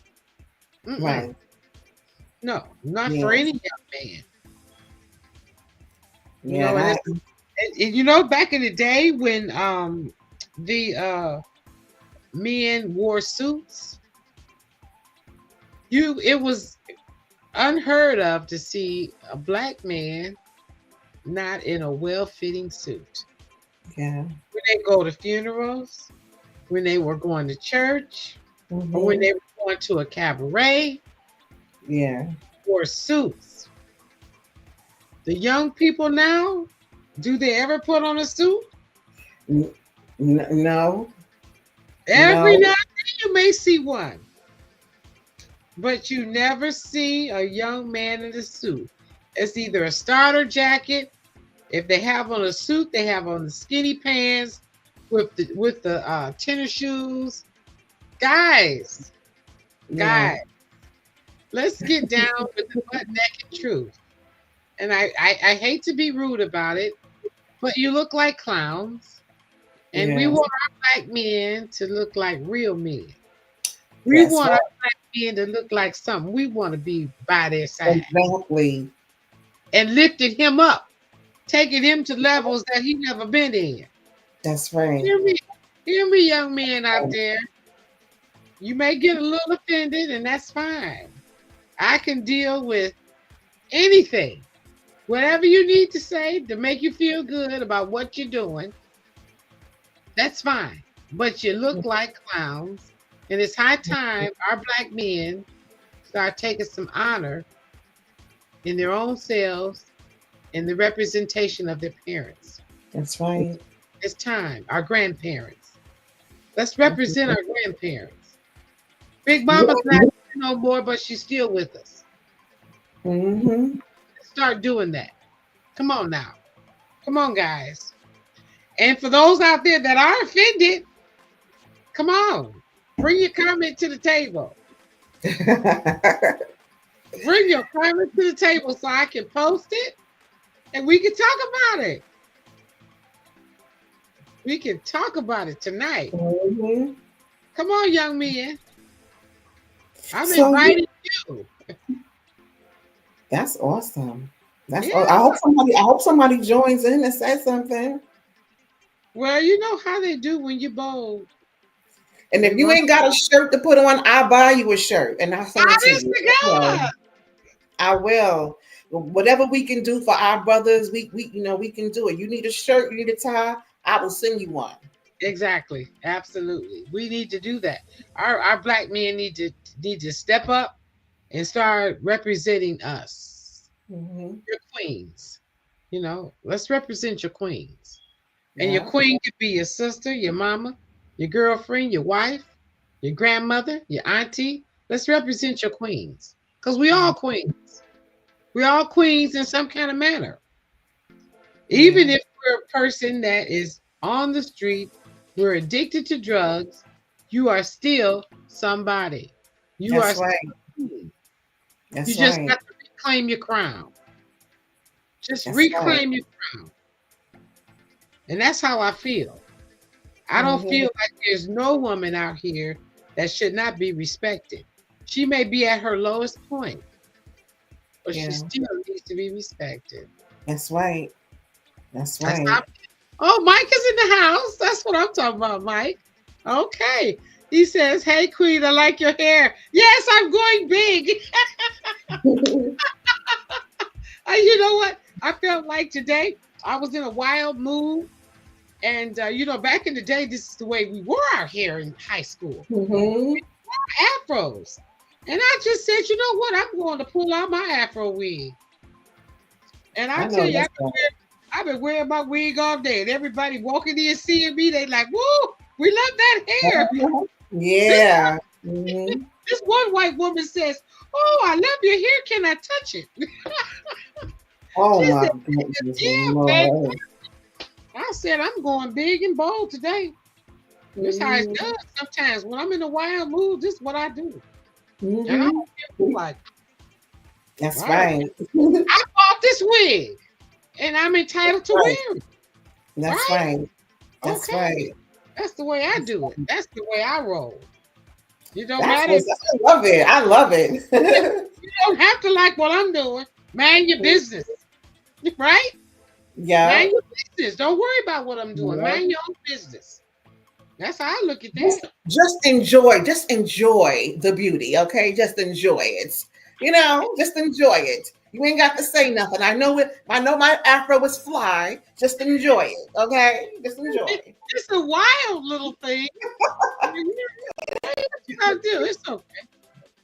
I might be wild all week long. Ain't no telling what I might look like tomorrow. I still might be wearing my afro. It's okay. It's okay to look like that. Like your hair ain't been done. I told my I had lunch with my the lady that I was taking care of, I was talking about earlier that passed away. And I had lunch with her grandson and his best friend and her fiance and his auntie.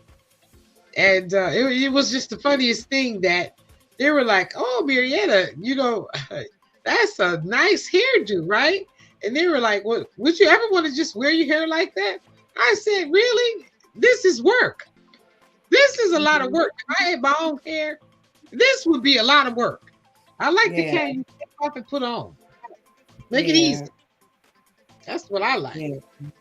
Yeah. I was just watching some 70s movies the other day. Okay, yeah. Yeah, I watched The Spook That's Out by the Door. A couple of other ones. Like when I get into that, I'm just into those 70s movies. I'm just into it. I'm like back to back. Mm-hmm. That's when life was grand. Yeah. You didn't have to worry about nothing. We were clubbing, having a good life. Nobody was, no drive-by shootings. Nobody was murdered. You know, we were able to hitchhike. We didn't have to lock our cars up. And we Big Mama kept the family together. Sure enough. And that's, you know, that's one thing that I want, you know, we have to start learning how to become the matriarch in the family.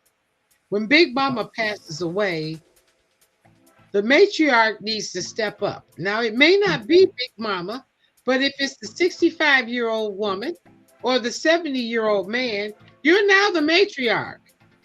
Let's keep these families together. I find so many times that when Big Mama dies, the family goes everywhere. Yeah. And we got to stop that. So somebody going to have to learn how to step up and become that matriarch.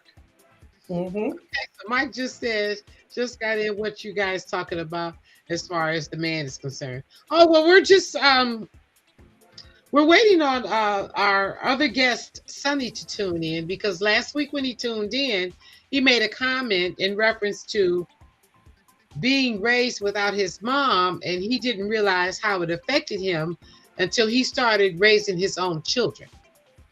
And that was a very good, honest statement. And I just kind of wanted to bring him in because I want to hear how he feels. I mean, I felt what he felt, but I want to hear how he feels. And the fact that he was honest enough to be open to share that with us. You know, is the link still? The link is still good. It should be. Yeah, and I actually sent the email. Okay, yeah. Let me try again. I'm going to mute myself for a second. So yeah, Mike, that's exactly what we're trying to do here. Is I want to hear from him.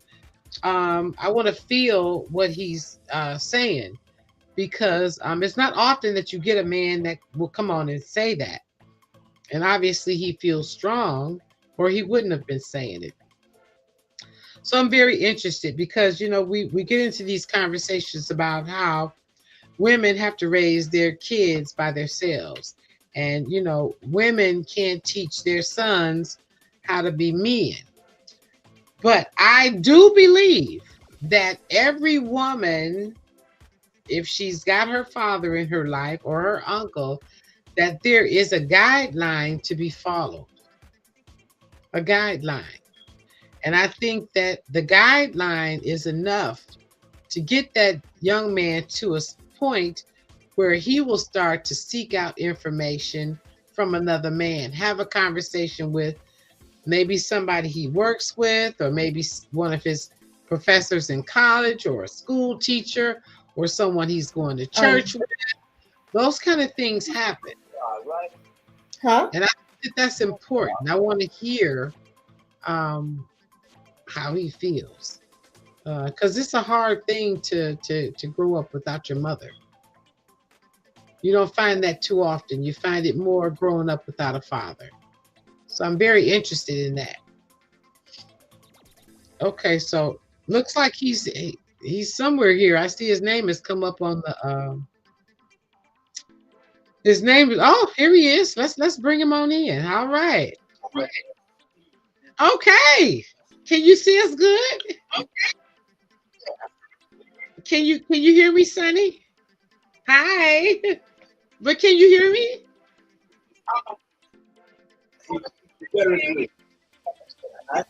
Yes, I hear you.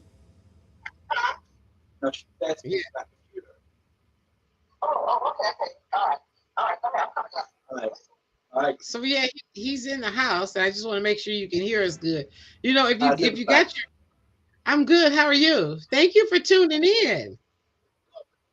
I'm agree with that. Huh? So I'm. Do you have your phone on? Because if you have your phone Not on, it's now. gonna. I'm If you have your, I hear you yeah, we'll extremely get. well. Okay, because I was gonna say that's good because if your phone is on, then it's gonna cause interference with the sound. But thank God you tuned in.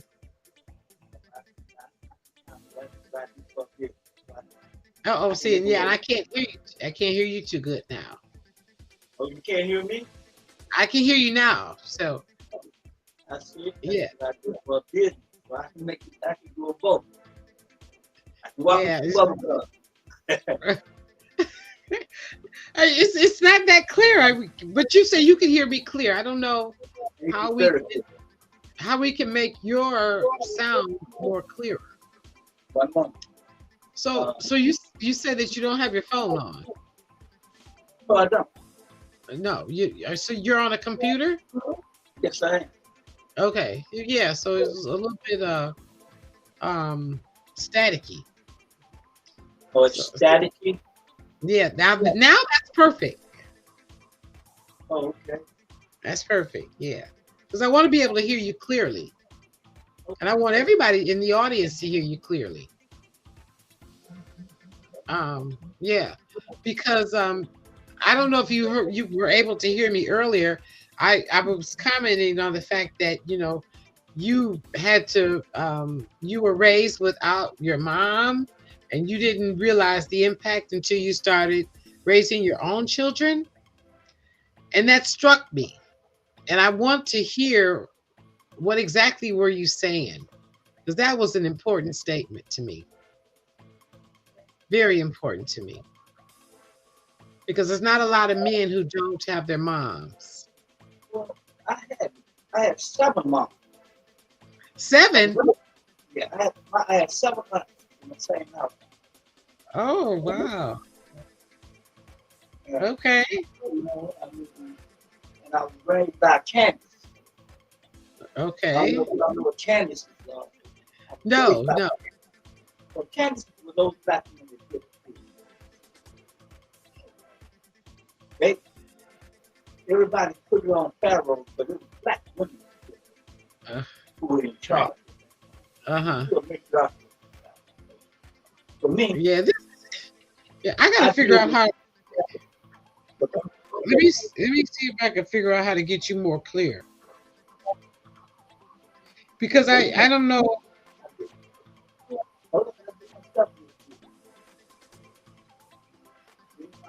I gotta figure out how to make it more clear, because I don't want to miss any of your words. So, and I wonder if he got his TV on in the background. I don't Is have that anything. actually? Is that a guitar? How nice is that? Professional artist. I do. Yeah, I want to hear him. I want to hear him loud and clear. And sometimes if the TV is on in the background, sometimes you got to literally, like when I'm at my house, there's nothing going on in the background. My TV is off. The phone is off. Nothing Everybody wrong. needs to be asleep. I'm trying to do it. Find Okay. my mics that fit in my computer. And or maybe I'll just sit closer. Can you hear me better now? Yeah, that's excellent. I'm sitting Thank you. closer. Okay. So do you mind starting over, please? Sure. Okay, thank you. I was saying that being raised by uh, there's a saying that women can't raise a man. Yes. But let me be one to say that women can make a harder man than a man can. Oh boy. Okay. I mean, if you want to go by maleness and Hmm. the testosterone thing, and I'm trying to say not You go black, you come kind of thing. Okay. Yeah, now it's fading out again. Yeah. I don't know why. I don't know what to do. Hang on, honey, please. I got to get this right. I can hear you. It's I know, and that's what's crazy. But your voice on this side is echoing, and it's breaking up. I'm not able to hear everything. That too loud.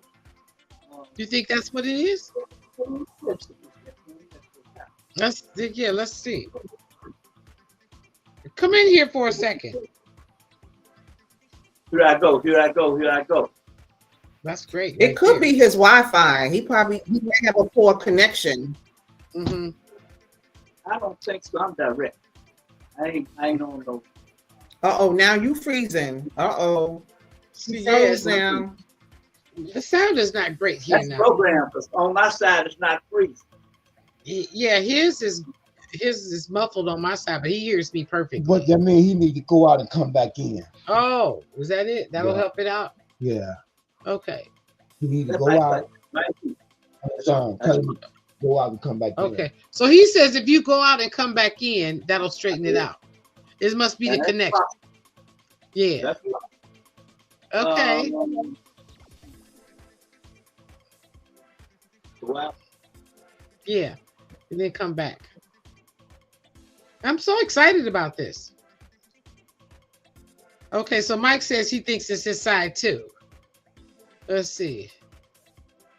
Okay, so I just got in with what you. Okay, there we got Mike. Okay. Okay, so we're gonna try to straighten it out. He went out, so you can come back in.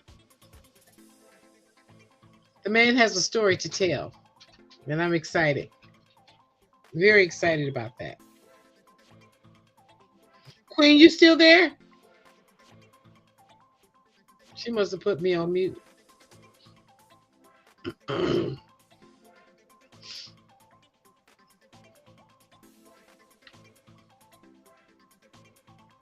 Okay. Yeah, I put it on mute right quick. Okay. So hopefully he'll get back in right away. That's everything- I think that was on his. Mhm. Everybody else's connection is pretty good, but maybe he has like a bad connection, like Mhm. bad Wi-Fi or something like that. Yeah. So, is he in the same state you're in? Where does he live? No, he's in Pennsylvania. Okay. Pennsylvania. Okay. So Can you hear me? yeah, I can. Yeah. Can you hear You me? Yes, I hear you. Okay. Can you hear me though? Yeah. Okay. Okay. Yeah, he's in Pennsylvania. Uh-huh. Yeah, I can hear you. Yeah. Okay. Yeah. So yeah, that's excellent. I'm glad. Dang, it was just about to get good again. I know, right? So hopefully he's gonna get back in. Because he hasn't gotten back in yet. Come on. So can you call him and see what's going on? Okay.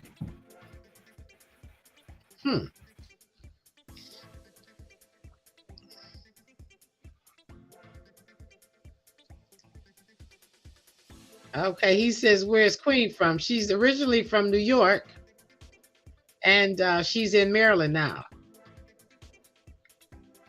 Yeah. And she actually sent an email in, and I responded, and we talked, and we've been connected. Like, such a beautiful relationship already. Just getting to know her. And Cheeky keeps wanting to get in the picture too. You want to get in the picture, Cheeky? Come on. Come on, Cheeky. Come on, we're going to show the world you that cute little dog. Come on. Come on, Cheeky. We're going to take one quick look at Chico. Can anybody see Chico? Say hi, I can Chico. see him a little. That's a pit bull. Uh-huh. Pit Say hi. bull. Yeah, I can see him a little bit. little I bit. can see Cheeky. just a little bit. Is he Aw. white and gray? He's just all white with He's white. spots. Yeah, his skin has Oh. spots on it. Yeah, Oh, yeah, cute. sweetie. Yeah. Well, a little bit was in cheeky. He's trying to see if he can fix the mic. Oh, So I okay. saw him. Okay, I looks saw him. like Maybe he should try to get on his okay. I think phone. he's in now. Let's see. Okay. Let's see. Let's go. Okay. Can you hear me now? Yes, I can. Way better. I just Okay, yeah, because now it sounds like I'm echoing, but that's okay. I just don't want to miss anything. I just want to make sure I hear everything you're saying. That's important to me. So yes.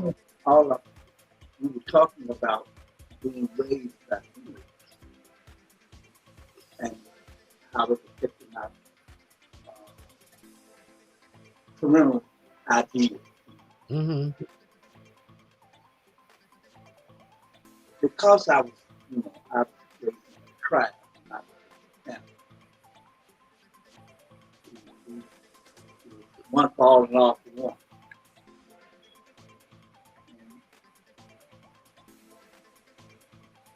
Yes. The females were dominant. But I'm not a fast talker. Okay. Well, that's fine. Take your time. I'm all in. I just want to hear it. In any case,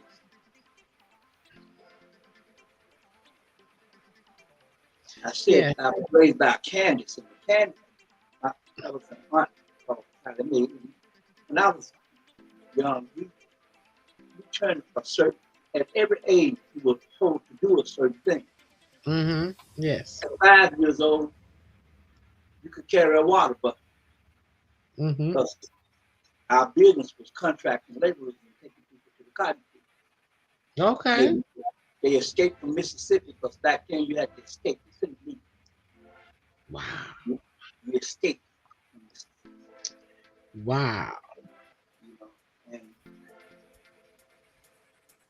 the idea of parenthood is totally different, and how parents built it. If you were big enough to walk and carry a plate, you were big enough to carry a bucket. Wow. And they didn't wait till you let you stand in front of a game until you got 15 or 16 years old, and then tell you got to go to work. Or you got to get and start doing something. But right. You gave this child 7, 8 years of developing a habit of being in front of a game. Wow. Now you want to try to, they started early with the parental guys. If you don't start as soon as they can walk, really to put control on it, Mm-hmm. never have control. You'll always have a rebellious child against some form or another. It'll be very good enough to provide learning how to deal with society on your own. And this is what a lot of what we deal with now, even in my time. Mm-hmm. My kids had the television to teach them things that I didn't want them to know. No. See? Okay? So we dealing with we got co-parents in our house that we love them in. Right. They're actually co-parents. Mm-hmm. Because outside of the two parents that you might have, if you have a mother and a father, or if you just have a mother. Right. Whichever way, it's gathered. The mother gonna be there, whether it's a father there or not, if she's, in most cases. Praise God for that. That's true. Mm-hmm. So, dealing with the situation that the society is trying to take the controlling role of the mother from the mother and put the father out. Okay, well, this is what the growing rate is in society. And for me, having been raised, as I said, by Candace, who Mm-hmm. had full control that if I told them no, I could, y'all call it being punished, but they put the pass, and that was it, that was all. And you get, I learned how to be one of the best one-arm dancers in America. They kept my arm up in there. Huh? So it's like, you know, you don't want to cooperate. Well, this is what you get for not cooperating. They do it at home because it's going to get done in the society if it's not done at home. Mm-hmm. Mm-hmm. And what we have now is a bunch of kids who come into people's houses with guns and all types of things. I mean, yeah, I'm gonna deal with me, but I'm just giving you a snap on where we at now. Exactly, I get it. And where I came. Right, I get it. You know, but anytime you beat a child's friend, you've lost the child. Well, you got a friend, there's no child no more. That's right. Say that again. You got a friend. You do not let your children be your friend. That's because right. That means they can say anything they want to you. When you know, just like they're talking to their friends, you know, they can talk to you about it. I don't want my kids to talk to me about anything. I don't want to know everything like that. Right. But I do want to know the things that they have this intention. Because when you ain't got no control, I don't care who the parent is. My people gave me everything. I was not going through it. I had everything a human being could have under the sun as a child. But if I could look at television and say, and there it was. But it did not control how I turned out. To be honest with everybody, and I don't care who know it, I went to prison when I was 13 years old. Them folks that y'all call white people decided that here I am hanging with men, so you put yourself in a position. You can't be mad at somebody for doing what they got to do to you. Wow, that's powerful. That's powerful. That's what it is. You know, I am glad that discipline came in my life. I don't know what I might be if it had not. Or what I might have done. You know, I don't consider myself to have been. I was not the angel of America. Mr. Black Poster Kid. I was not him. So without that discipline, you know, I mean, I was staying 15 years old looking at a coal mine when it cut the air off and you got to run to get to the next station so you can get some air. Oh, so wow. You're dealing like, this is the result of not listening. Being my own, deciding to be my own parent. That, you know, I'm in control. Because when you get to when you get to the 12 to 13-year-old, 9 times out of 10, when you're 11, you mess with 13 and 15-year-olds. Yeah. You mess with kids that are much older than you. Yes. And you're learning things. By the time you get 13, 14, you mess with 18 and the 19-year-olds. That's a fact.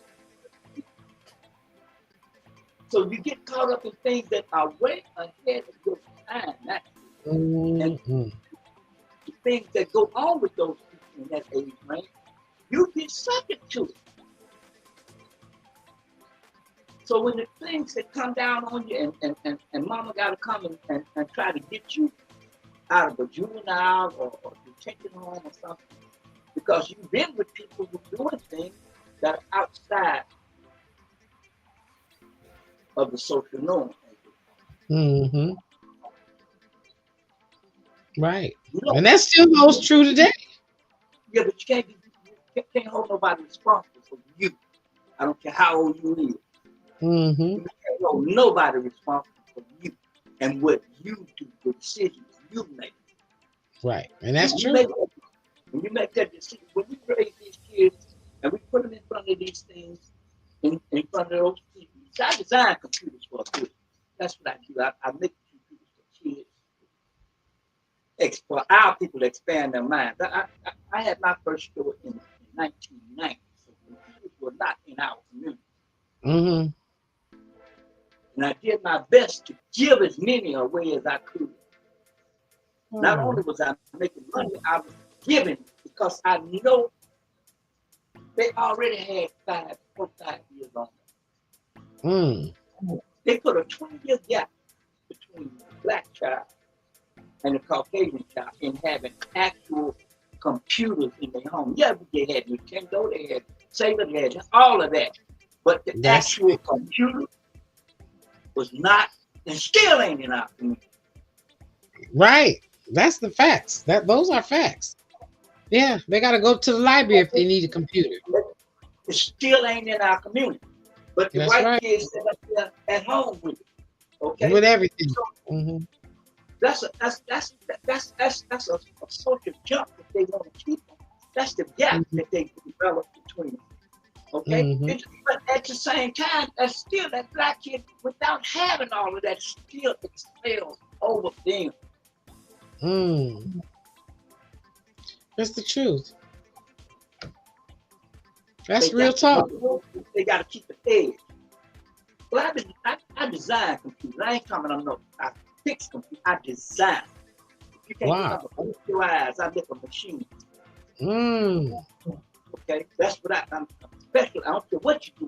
You can't do it. You play that like that, and I can make a machine. Wow, this is an honor. You don't get to know. This didn't come from being ignored as a child. I was taught to read when I was 3. So, I mean, read well. And I was raised in a place where you know, I come from Memphis, Tennessee. I was born on the Choctaw Reservation in Mississippi. Wow. Isn't that this is an honor? This is an honor to have you here. Well, I appreciate it. Yes, this is an honor. And my mama brought me to Memphis. So, because that was the only place they had in that time registered a child. But he was native, colored as they called it back then. You know, we always let them change who we are and what we are and accept it. You know, I mean, last thing people in America want to call is an African. When at the end of the day, there was those of us who came from Africa before the white man got here, those that came out. Okay? That he bought to replace the ones he had killed, trying to make slaves out of them. Lord have mercy. That's the truth, ain't it? Wow. Y'all was replacements. They think the fact they brought everybody here. They did not bring us here. We was here when he showed up. This is what we don't have because we call ourselves black. No designation. Nowhere to call. Find a place black on the map. You want to know why the kids got problems? They're trying to associate with some of everybody, and we don't give them nowhere to be, no basis to be. We tell them everything but they're African. Isn't that something? That's the truth. That foundation. You got to give them somewhere that they can hold on to. You can't hold black. Right. Show me somebody who can. That was a machination of dumbass James Brown. I'm gonna tell you like it is. I'm gonna be. I know that's right. I want to hear it. I want to hear the butt naked truth. This man. Look how well he turned out. Now, in that time, they used to call him a black ass nigga. And what he said in his head, twisted up in his head. Because when I was a child, if you call somebody black, they would kill you. Because it's the worst word in the English language. You want to know, again, why children? We ain't giving them nothing to hold on to. We leave them out there to be molded by these people. Mm. In any way that they want to be molded. Right. We give them 10 hours with our children. We work, most of us for working jobs. Y'all women, y'all working jobs. Y'all having to leave out of the house and go do what you want. By the time you get home, that child is sitting there in front of the TV or out there in some madness wherever you're living. And if it ain't madness, they gonna find madness. Right. That's exactly what's gonna happen. It's attractive. That's exactly what's gonna happen. Yeah. And here you are struggling, as I said, trying to deal with that co-parent. And another parent. Another co-parent. Two co-parents. Like as a co-parent, and you got the school as a co-parent. Exactly. The teachers there and the people there. And all of them ain't good. Most of them don't care nothing about the black male striving and achieving. They don't care nothing. They do their best to not make him accomplish anything but a jail cell. You're right. Or a broom. Or a broom. Oh my God. Yes. You're not raised to be an entrepreneur. I was raised from babyhood to have my own business, to work for me. Yeah. I don't know what has happened. Huh? I don't know what has happened today. Well, we should be doing the same thing, exactly what you did. Is that slave pass, that glorified slave pass, that degree that we all be striving for. You know, I got several of them, but that's neither here nor there. There ain't number of people go from one white man to another white man and say, okay, Mr. Right On, I've been on your plantation this long. Now I'm going to Mr. Right Off plantation.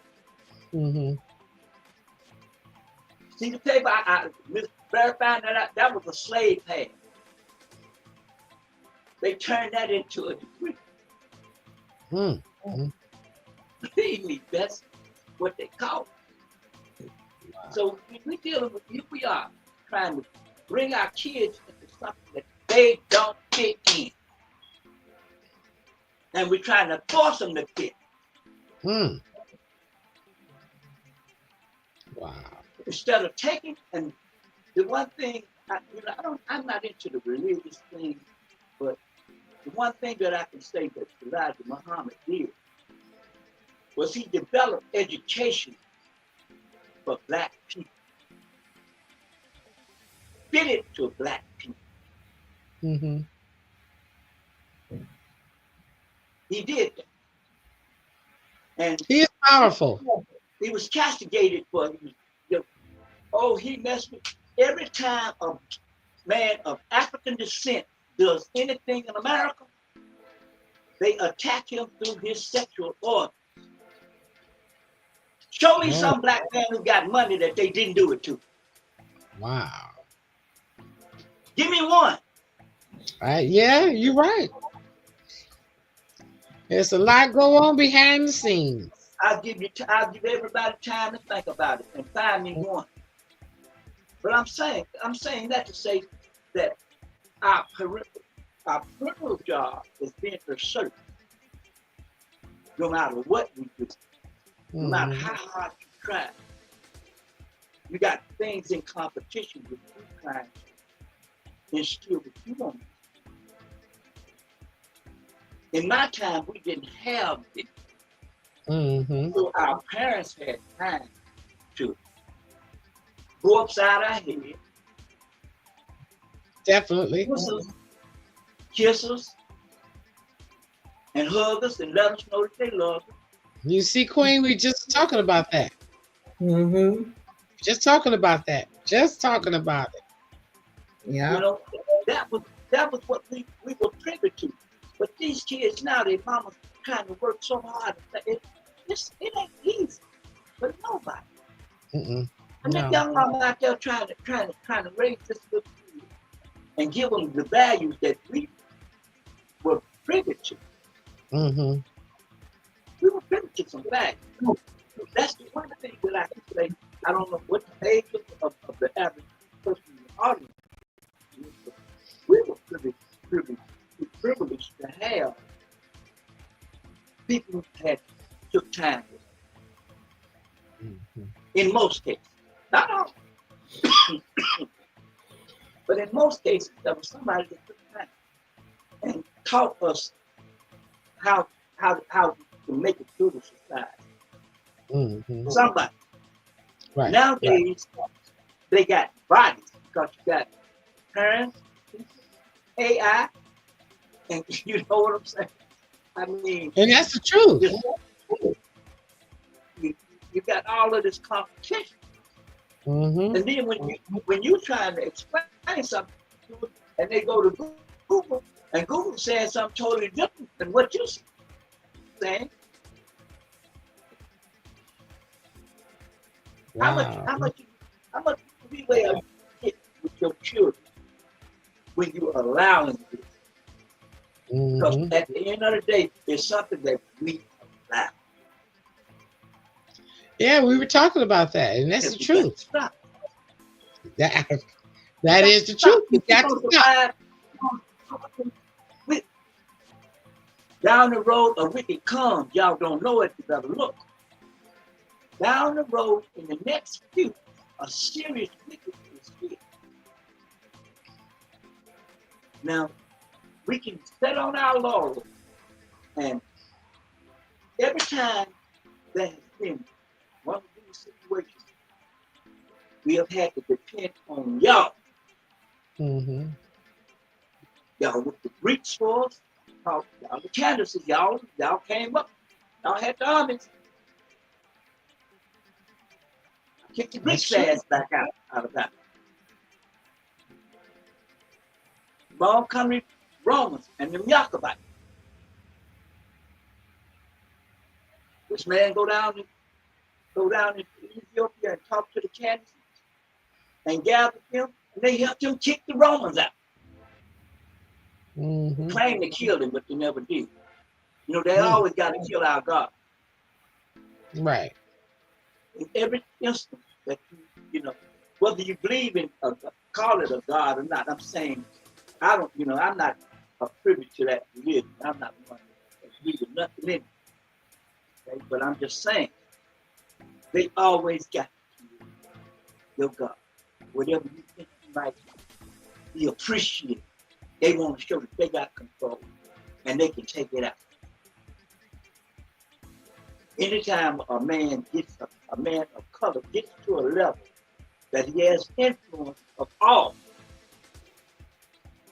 they shut it down. Yes. Yes, that's exactly. We just come off of one of those. That's exactly what they do. With that pandemic game, Mm-hmm. what happened to you gotta be 6 feet. This is all part of our children being raised now. Mm-hmm. Ain't no sight of the subject. Because they're gonna be in the hands of them Nazis that's gonna come in there. This is happening. This ain't something you can stick your. We can't ostrich this. Black people usually play the ostrich. You can stick their head in the ground and let their ass be up so you do what you want to. Yeah. Can't do that this time. Y'all got to do just like y'all did with the woman and the youth.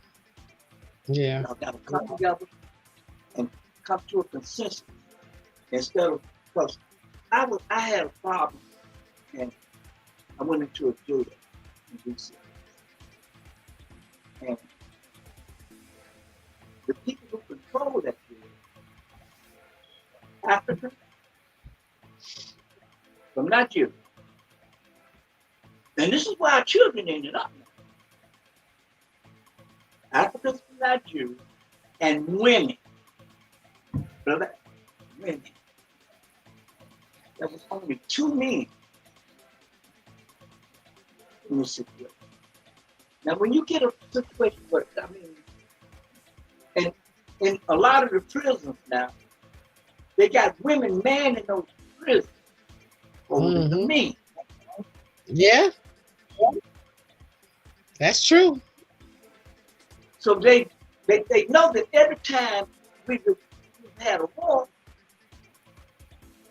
they taking our strength by using it against us. Now your strength, that strength that you use to repel, he's using it in his favor. He's working the will of men. He's working to put him back. Mm.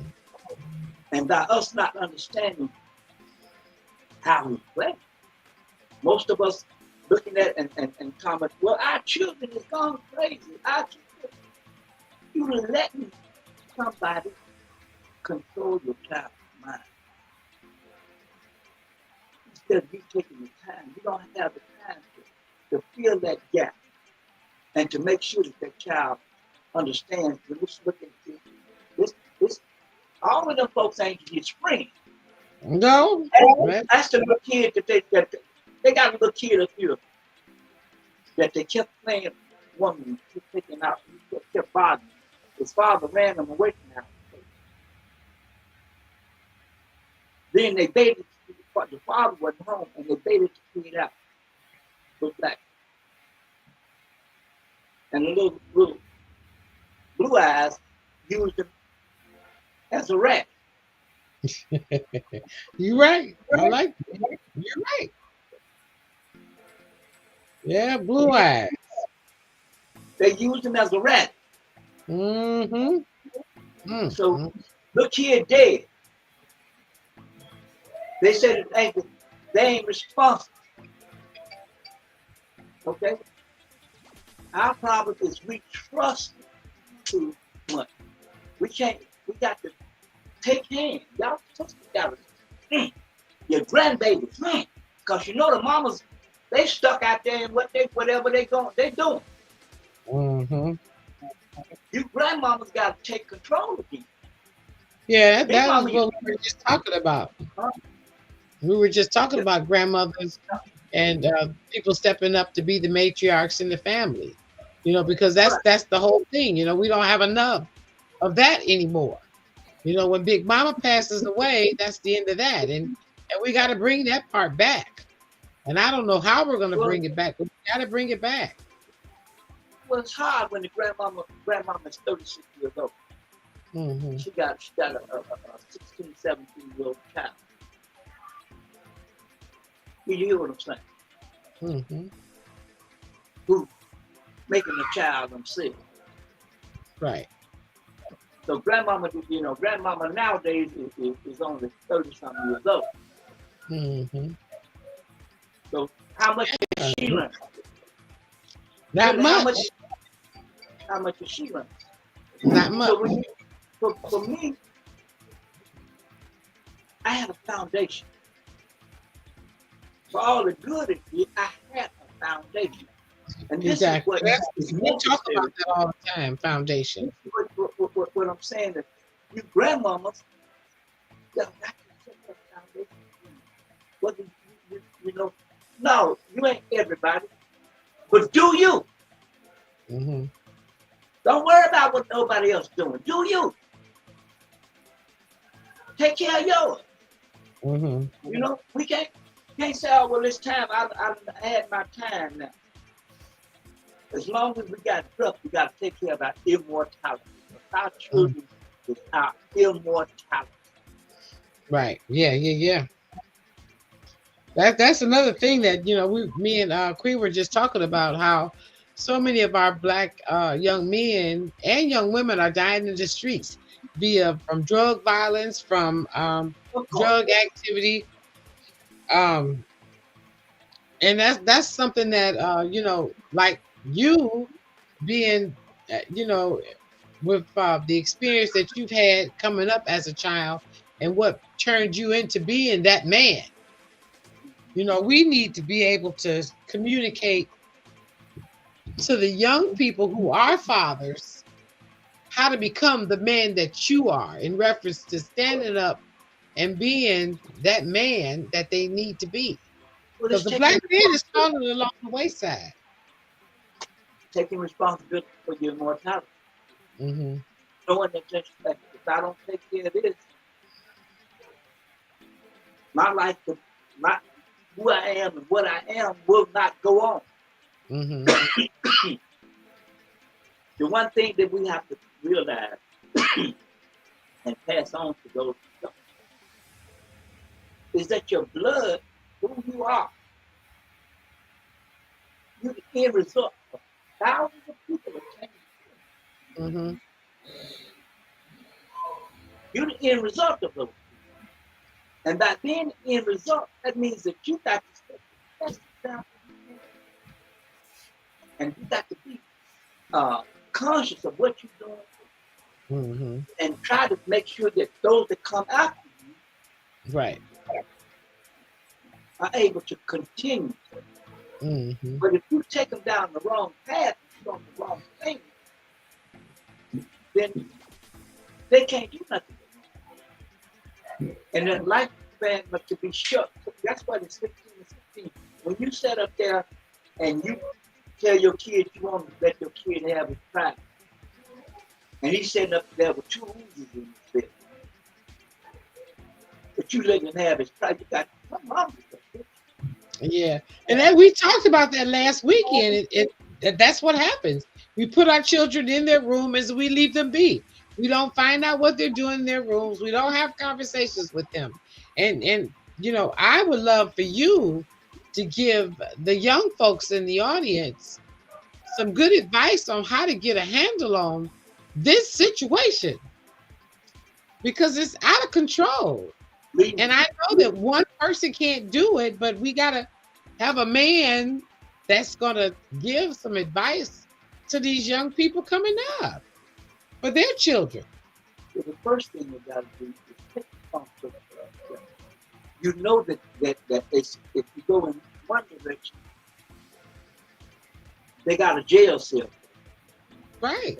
You don't, I don't care what you do, or if you follow your friend who you know doing things that, which was my case, how I got caught up, following older people doing things that didn't have no business doing. And I'm standing there looking like a fool because I ain't doing nothing, just standing there, just being there. Just being there. Mm-hmm. And that's a problem within itself, just being there. So you got to know that when them dares come up, don't be there. Right. Extricate yourself. Right. When you know you've been told what's wrong, and you know what's wrong in the society by the time you're 12, 13 years old. Mm-hmm. Now I'm gonna say, before 12, you look in the head. When you turn 12, you look in the head still, but in a different way, because your hormones start to. Yeah, we were talking about that.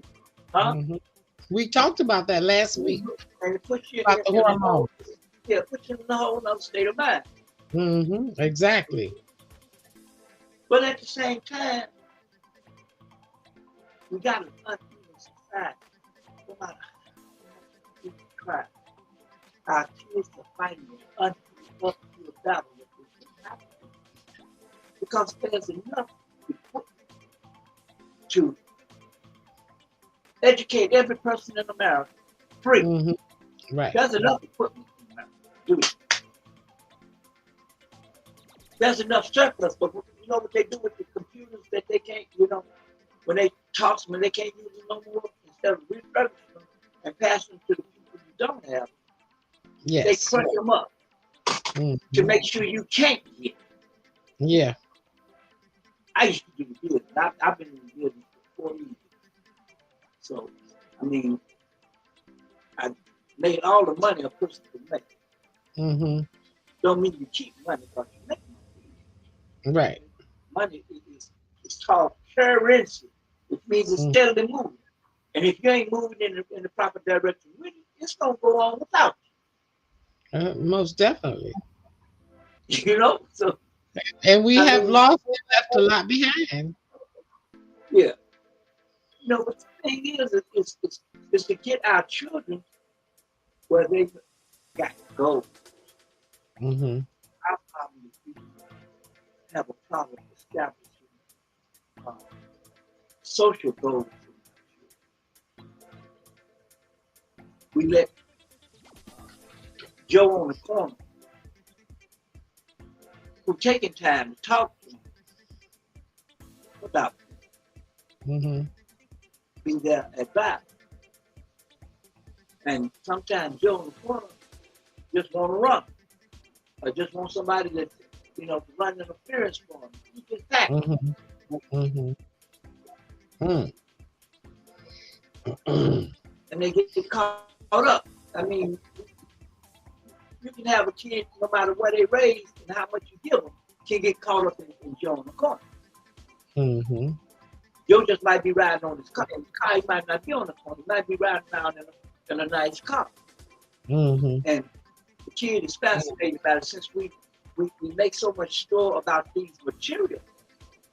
Our problem is we relegated our children to be materialistic. Strictly materialistic. What you have and what you wear and how you look and all of that. Those, that vanity take control.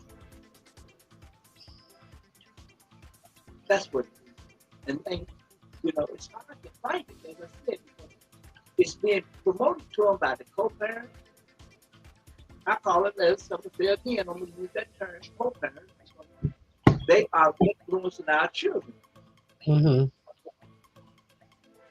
So what do you think collectively we can do as far as, the Black families as a whole? We gotta lay out some sort of a plan, some kind of direction. Take a hand, as I said. Stop relegating. But most of the grandmamas now, they try. They compete with the dog. Well, that is a fact.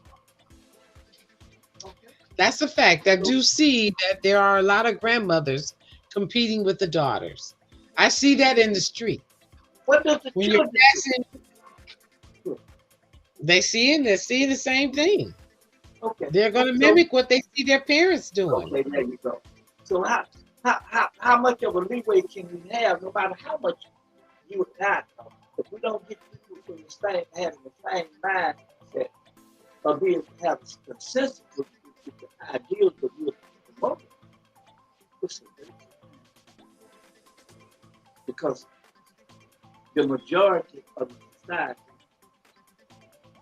they went to a sick level. I mean, like I did a show for Christmas, and I don't have a pedophile on my body.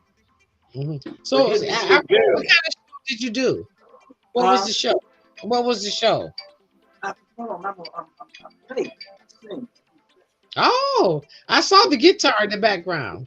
And these little girls in there with fishnet suits. Uh-oh. What? With nothing. No self-respect. Now, what am I as a older man with daughters and girls? That's terrible. That's no respect. And I can't understand why we as women don't teach our children self-respect, our girls self-respect, and why are we displaying ourselves in such a disrespectful manner? I don't get any of that. There was some mamas in there. So I know where they got it from. There was some mamas that was looking like that. But why do the mothers want to do that? What do you think the reason for that is? Attention. Not everybody. And some people, will go to extreme. Yeah. I mean, everybody not blessed to be pretty good. Okay? And some women don't even feel pretty even if they are. So they do things that we see as out of character to get that attention. They got everything. They might be to us looking, might be the most prettiest woman in the world, the nicest looking man, and he's still taking himself to a degrading point. He got his whole crack his ass shown. You understand? Mm. And I mean, I'm not just getting on the people. Here the males doing some, you know. You don't know if he's AC or DC. You know? And the child is seeing the mama, Stu with Gene, and Joe with Billy. What do we got? Mm-hmm. In our society? What all of these are things we compete with. No matter what we do, we got to deal with the problem of DEI.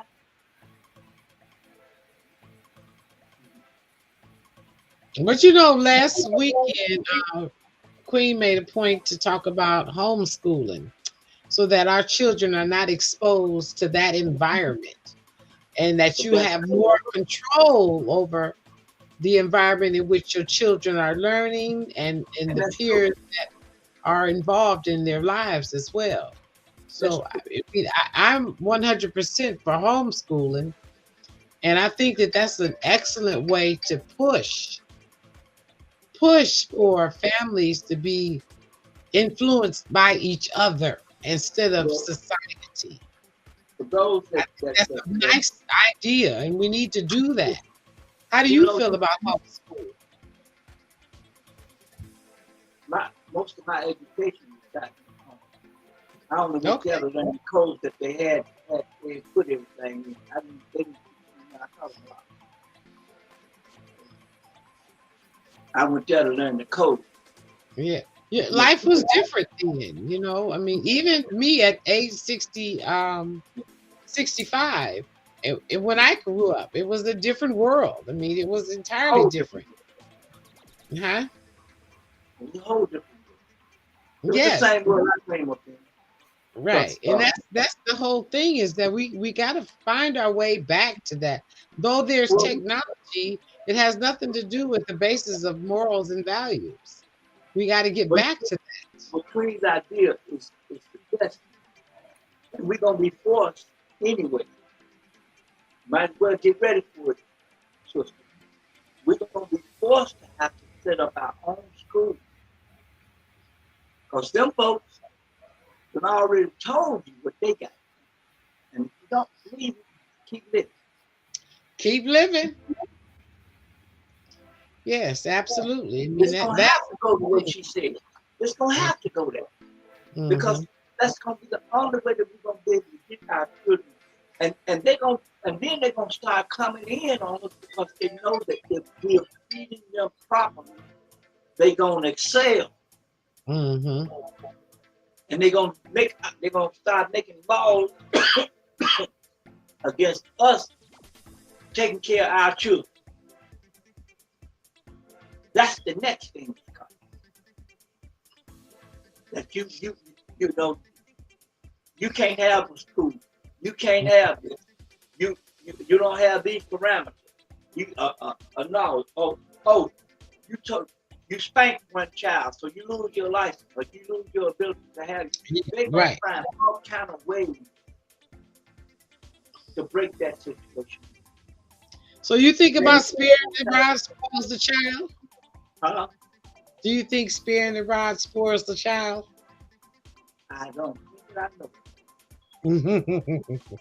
And you can give them too much. I gave my daughters $100. So you understand? And how many children did you didn't say how many you had? How many kids you got? I got 5 kids. 5? And you got grandchildren too? 3 boys that adopted. Okay. What about grandkids? I got about 6. 6 or 60? 6. 6. Regular 6. Okay, I thought you said 60. I'm going like, wait a minute now. I got a couple. You go down in history. No, I only got 6. But you know, the thing is you can raise children best to build that. Mm-hmm. But you raising individuals. But you raised them in what? I didn't get the last You bit. raising individuals who Right. gonna make decisions that you might not. Mm-hmm. Who gonna do things that you might not do. Right. Right. So you cannot expect them to parrot or to come out exactly like you. You got to let them be who they is. It's their turn. And no matter how you feel, how they turn out, that's the way it's period.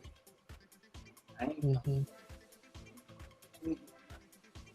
There's an energy that we all operate off of electrical impulse. Okay. And everything that you see around us today is running off of what? Electrical impulse. Right? So it's all an extension of our brain and how we feel. Right. So our children, we're trying to indoctrinate our children and get them to do what? To be a parent, a carbon copy of us, Mm-hmm. or to achieve things that we did not achieve. Well, To and show see, them- that's we got to do that part. We got to make sure they can achieve more than what we have done, and that's the thing is that we don't have enough black men that are willing to come aboard like you came on to have this conversation.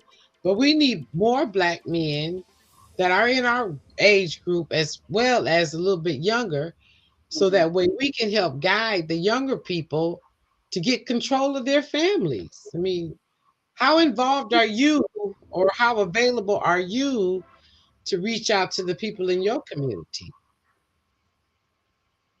Sister, I get kids ice cream every day. They knock on my door, hungry, Hmm. Okay. coming from school. So you're very well known in the community. They knock You're on my well door. respected. That's nice. And I give it. I ain't selling it. I say I give it. Hmm. Right. I So make we sure need to tell these people in the audience. We got to have that conversation for the people in the audience. What you're doing, we need other people to do that. We need. you interact. That's how you interact with. They come in. They look. I got cards. I don't even deal with this. None.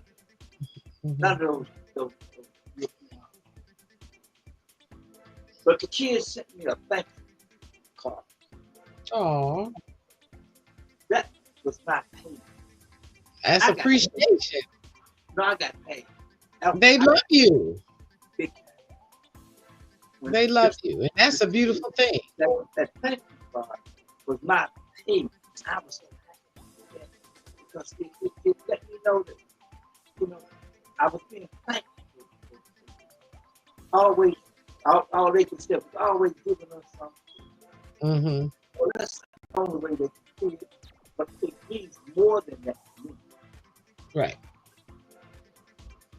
I understand they mean something more to me than they do. Hmm. And I appreciate that because I received that as a child. Okay.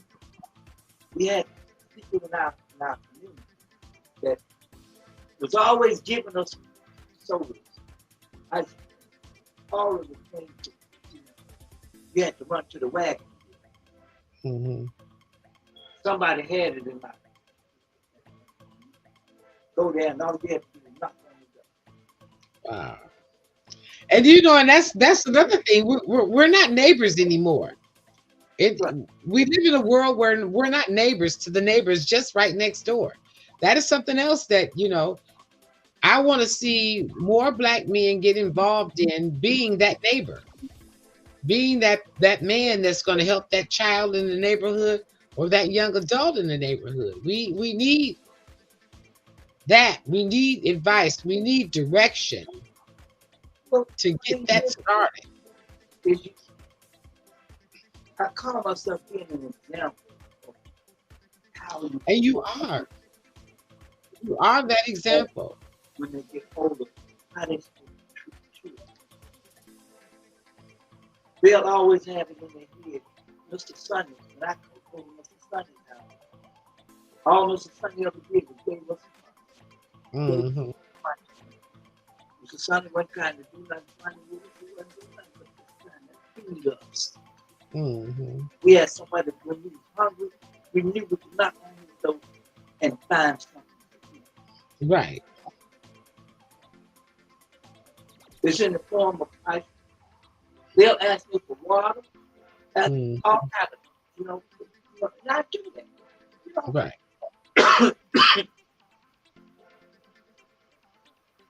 We got to get back to being a sharing community. Exactly. So what state are you from, or what city are you in? I'm in York, You're in where? York, I You say New York. Oh, York. Place that they York. made New York from. York. This is the original York. New York was made from this. This city existed. This used to be the capital of America. Oh, okay. Is that your hometown? No, it's not. No. Where are you home? Is it Mississippi? You said, I think. I was born in Okay. Okay. raised in Memphis, Tennessee. Okay. Lived in Okay. San Diego, California. 37 years in California. Oh, Wow, you've been all over. That's pretty good. So we need you. We need you to be a part of the For Real team to help out with these young people. Because I am so determined to find people in different states, and I've been very fortunate that I have Queen, I have you. You're in different states, and this is going to be not only just a channel to communicate and get things out there, but I want this to be a channel where there's a For Real team in Ohio, there's a For Real team in New York, there's a For Real team in Kentucky or California or wherever it may be. I'm trying to bring more people in instead of just the people in Cleveland now. I think it's time that we branched out and got these older adults involved. I mean, if they channel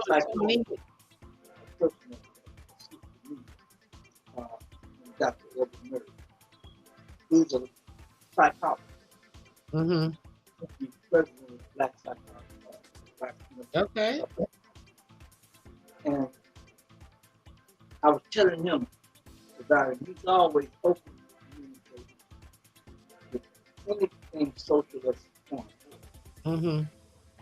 You know, you want something to people that have progressive ideas, trying to do something positive for the society. I mean, you can always get something negative, Mm-hmm. or something positive. Right. And we need positivity. We need people that's going to uplift people. Right. So Mm-hmm. I'm gonna bring him on and let him give y'all. Okay. Oh.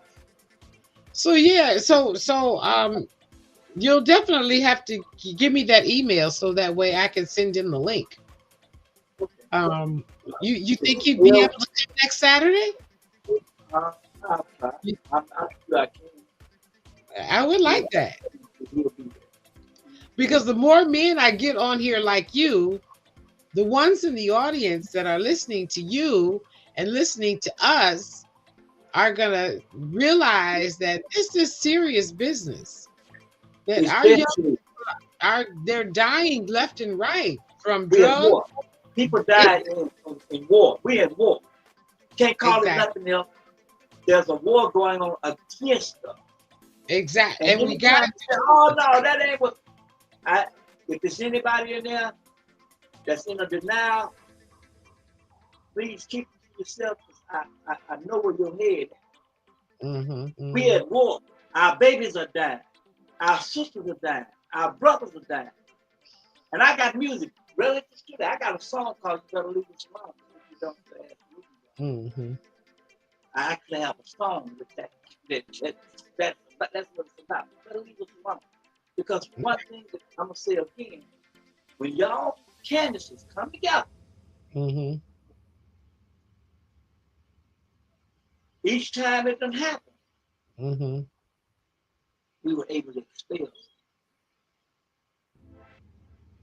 And that's been curious in history. Right. You know, And we Queen just over got, there, she's quiet. yeah, we Queen, just how got come you over there quiet? Because I need some Geritol. tricked. I need some Geritol. Some people are night owls. Oh, Yeah, I'm not. well, how long have we been on? It's 11 o'clock. We 3 hours. Don't tell me we've done that again. Yep, 3 hours again. Oh no. But it's I mean it's cool. It's cool. Ain't no time It's- limit it's a on good trying to show. save you. It's Put a in good what show. you got to put in, so, and you'll get it back out. And you know what? And that is beautiful because last week I was saying that we stayed way too long. And here we are again staying way too long because the conversation is there. Mhm. It's there. And that is, Mhm. you know, it may have to be long to get the attention. It's got to be what it got to be. You know, just you know what I'm I saying? think in terms of I what don't it know. is, That might be the answer. and then what you do when you decide to publicize, you break it into 1 hour increments. So that the person you have to do part 1, part 2, part 3. Right. I Well, mean, see, this I was think part it's- 2. And part 2 is just as long. Mhm. So You know why Well, too? I Because think you can never stop Say, talking about this when it comes to Black people and the help that we need, the help that our children need. So as the conversation continues, you never know, somebody may come on board who has something to offer that you know where people can benefit Yeah. outside of YouTube. Mhm. Yeah, so right. it's I a want you always must leave YouTube and go ahead and share this and talk to people. That's a big deal for me. I want that. And that's why I was saying that every week that we come on, I'm going to recap what we talked about before so that the audience is going to keep it fresh in their minds, what we're talking about. I think that's important. I think sometimes when we go from one thing to another and we don't do a recap, people can get complacent. right. And I think that's important to keep stuff in the front. You know what I'm saying? So you today added a different entity to this, you know, and you know, that is what we need. We need a man to add something to this entity, especially when we have the women out here or the men out here that want to say the women don't know what they're talking about when it comes down to raising a man child, or a man doesn't know what You it's say what this, it's all or you leave, get off of that stuff. I don't even want. Any man, all you men out there, stop thinking you can outthink something that can make you from rooter to tutor. Say it again. Mhm. Say it again. Doing it. How you gonna outthink? It's like saying you can outthink God. Right. No, There you- this is this white man, this bullshit in our mind, and most black men. Mhm. You can't outthink something make you Wow. point blank. Now That that you- was powerful. One more Yeah. time. Yeah. One more time. No, Because Queen, you were talking last week about, you know, and you mentioned earlier today how, you know, when men enter us, they're leading and planting things, you know what I'm saying, Yeah. which does give us that leverage of firsthand knowledge, Right. creating, Yeah. you know what I'm saying? We talked about that. When Yeah. every shit comes from a man and a woman, when they join, everything that man has done and everything that woman has done at that time of conception is passed on to that child. It's called blood Mhm. memory. Mm-hmm. Exactly. Everything That, yeah. that they've done up to that point hmm is And passed on. instinctively, yes, and instinctively, um, I was saying that most moms, when they have kids, they don't want to mistreat the child because they love that man they had the baby by. Yeah. Not all. Their way of holding on. So they want to, I believe, they want to do the best they can, but it's overwhelming. If you're all by yourself, if that man is no longer there, and that's something, Sonny, you do you have an idea on how these black men just walk away from their children and gladly raise another man's child and have nothing to do with his own? What is Yes, that all about? that's all about the musical families that was established after slavery. Okay. But there is We modern musical world. families. You know what I'm saying? modern Men world. had to rock. It ain't quick. I'm telling you, it's like an echo. Okay, it continues, it's constantly going. You can want to stop it. You started it right here. All you did was one voice, but you hear wow, wow, wow. Well, that musical family thing is an echo that's constantly going. It keeps going on, and no matter what you do, you going when you say something, you're gonna hear it again. You're gonna see the musical family again, because that is what is established and has been kept up. That's why they tell the sisters that they give them the welfare check that you can't have no man in the house. Oh, now you sound like Mike. No, this is the facts. I know, but I'm just saying Mike, he always says the same thing, how the welfare check took the black man out of the family. And you know what? But listen, Sonny, seriously, that could be the excuse for life. There are some women who don't have a welfare check and the man is not in the house. But there's more women right? who do have. Queen, you must be right. Also, and he's not there. So I mean, you got 90% of y'all. That 10% of y'all that were able to fit yourself into the society. Okay. We're talking about our community. We ain't talking about Miss Ann, who can go anywhere in the world and be accepted. Mm-hmm.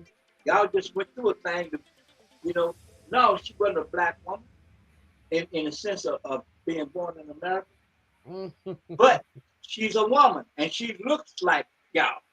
I said that. She's a woman. She looks like us. I said that. And we got to get out of this white stuff. Because that makes us something different. That's insane. Right. We're women. We're men. We're human beings. Y'all, this is what the children see. The children see y'all competing with each other so much and fighting with each other. That's how they come up competing and fighting. We talked about that. They looking, they see it, seeing what's going on in front of them. Right. And that's good that you're confirming it. You're confirming. You are confirming. And that's a good thing. You are confirming what we've been talking about. Mm-hmm. Oh, look, we all got to an age. We all young to it. Which means we see things with totally different eyes. The 40 and below, that's the computer age. Mm-hmm. We came out of the steam age. They had steam locomotives when we was kids. Steam used to be jumping out the train. Right. I remember those now days. We got drones. I remember those days. Yeah, well, okay. I remember so trains. Yeah, I remember all of that. Now, we got flying cars now. Mm-hmm. The train runs off electricity. It don't run off steam no more. Right. Right. Okay.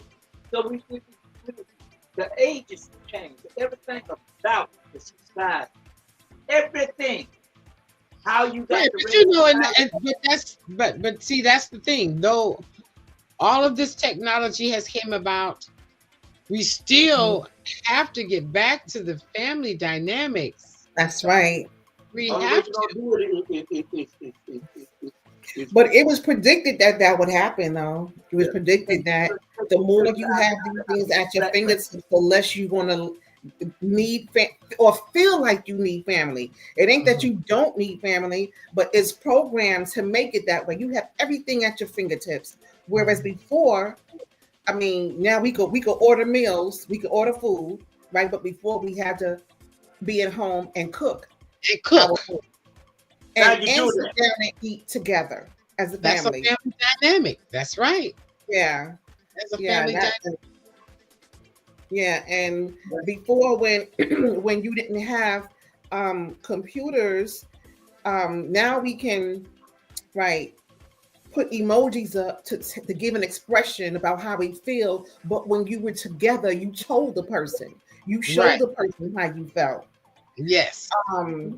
Now you let your kid bring his Good phone point. Good to point. the table when y'all eat. If y'all making a family dynamic, your kid got his phone.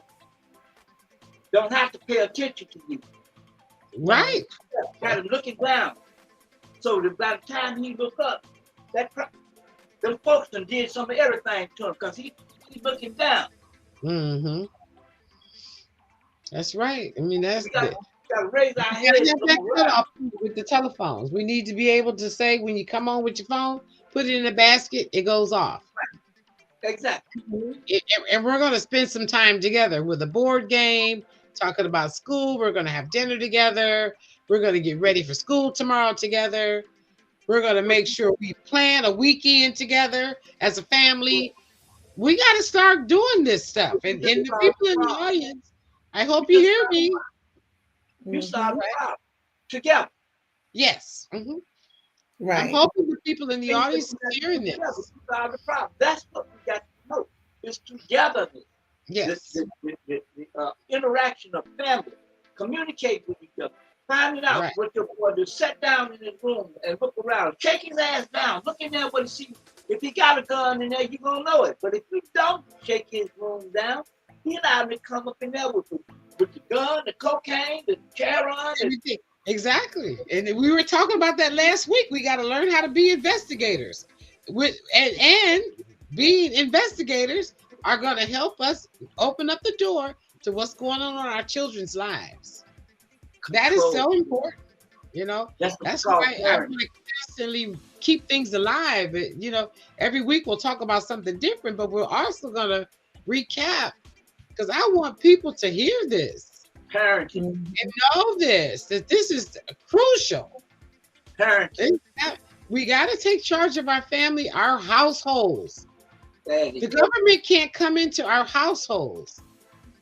We have to do what we got to do inside of our households. So when our children go out into the world, they're going to come back in one piece. Well, it's going to be difficult because they got if you ain't talking to your child, right? They got why they come save me from my parents. Mm-hmm. Well, yeah, No. They got that number. Okay. Right, because there's been too much abuse. There's been too much abuse. That's how that came into play. Too much abuse. There were even back when they stopped people from spanking their children. Children were coming into emergency with broken arms, broken collarbones, broken jaws, fractured skulls. They still coming in Over disciplining their children. So they had to put a handle on it. They didn't publicize it. They just cut it out because there was so much going on. So many children. I mean, there was a child in Cleveland who was malnutritioned. And by the time someone got involved, the baby died. This was a 5-year-old. She's going to school every day, and the teachers did not recognize that this child was malnutritioned. Do you see what I'm saying? Goodness. Yes, How did you not notice the signs? You're supposed to see that because I've had malnutrition. I know that it's Because physical. people are turning a blind eye to our black babies. Yeah. Yeah. So what? Let the black baby die. That's one less we have to worry about. And Mhm. parents out there, you got to realize that that's why there's people don't blow the whistle anymore for our children. Now let the Right. white people come in there malnutrition. There's a Right. problem. And Yeah. we're not gonna address that child, but we're gonna cover everyone in the school Exactly. and the next school and the next school and the Right, next right, school. right. You see what I'm saying? Exactly. They won't do that for Exactly. ours because it's okay for them to die. It's okay for me to for the society to come in and put you in jail because no one noticed. Mhm. It's okay for us, our kids. Yeah. No one noticed our children, so the mom has to be punished for her first Mhm. offense. But for Well, the white one, they got it where when a child do something now, you go, they lock you up. If well, Yeah. if your child do something now, they come get you. well, They if got you, they already just charged with assault. The child but assaulted. if your children are going to the school and killing someone and they're No, only no, 10 no, or no, 11 no, years no, no, old, no, no, no, you no, have no, to be no. responsible for your No, child's action. no, that's not true. That's not true. Hey, I listen, don't. honey, You know, I have a murder charge now. 13 son, years old. My folks had nothing to do with that. Sonny, we are talking about the world of today. That's why I'm saying I don't care And, what time it is. The parents and not responsible for that child doing but making up let his mind. to do Sonny, it. Sonny, when we were coming up in school and we got into trouble, we came home and our parents dealt with us. Right. The parents aren't dealing with the children that are out of control. So it only escalates. Our Right. parents shut us down right away. So that In goes fact, back they went to the school and shut us down. And then when they got home, we got shut down a little more. But they're not Mhm. doing that now. People are not dealing with their children. So who's Mm. going to be That's responsible? The poor little child that got killed, that was Yeah. killed by your child? Come on now, parents got to do something else. You can't Yeah. let parents. keep You put running them in them front up. of them computers that's killing. Because listen, Mhm. I We watch got to take that out of the house. That's what we have to do. I watch children. I make these machines. I make them. I know. I heard you say that, and I think you would be an asset to the For Real team because you are in that space. I think you would be a perfect person for the team That get because you that, are in that space. the thing is, you ask yourself, would you kill your child who can't drive a Ferrari? No, absolutely not. But you give them a computer that can take them anywhere in the world without No, files, we had to walk wherever we went. huh? We had to get on public transportation everywhere we went.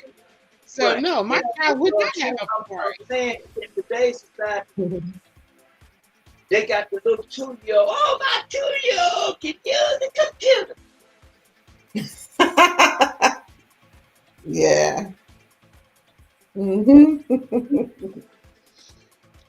Well, I tell you, this has been fantastic. I hate for us to have to cut our little thing short, but it's already.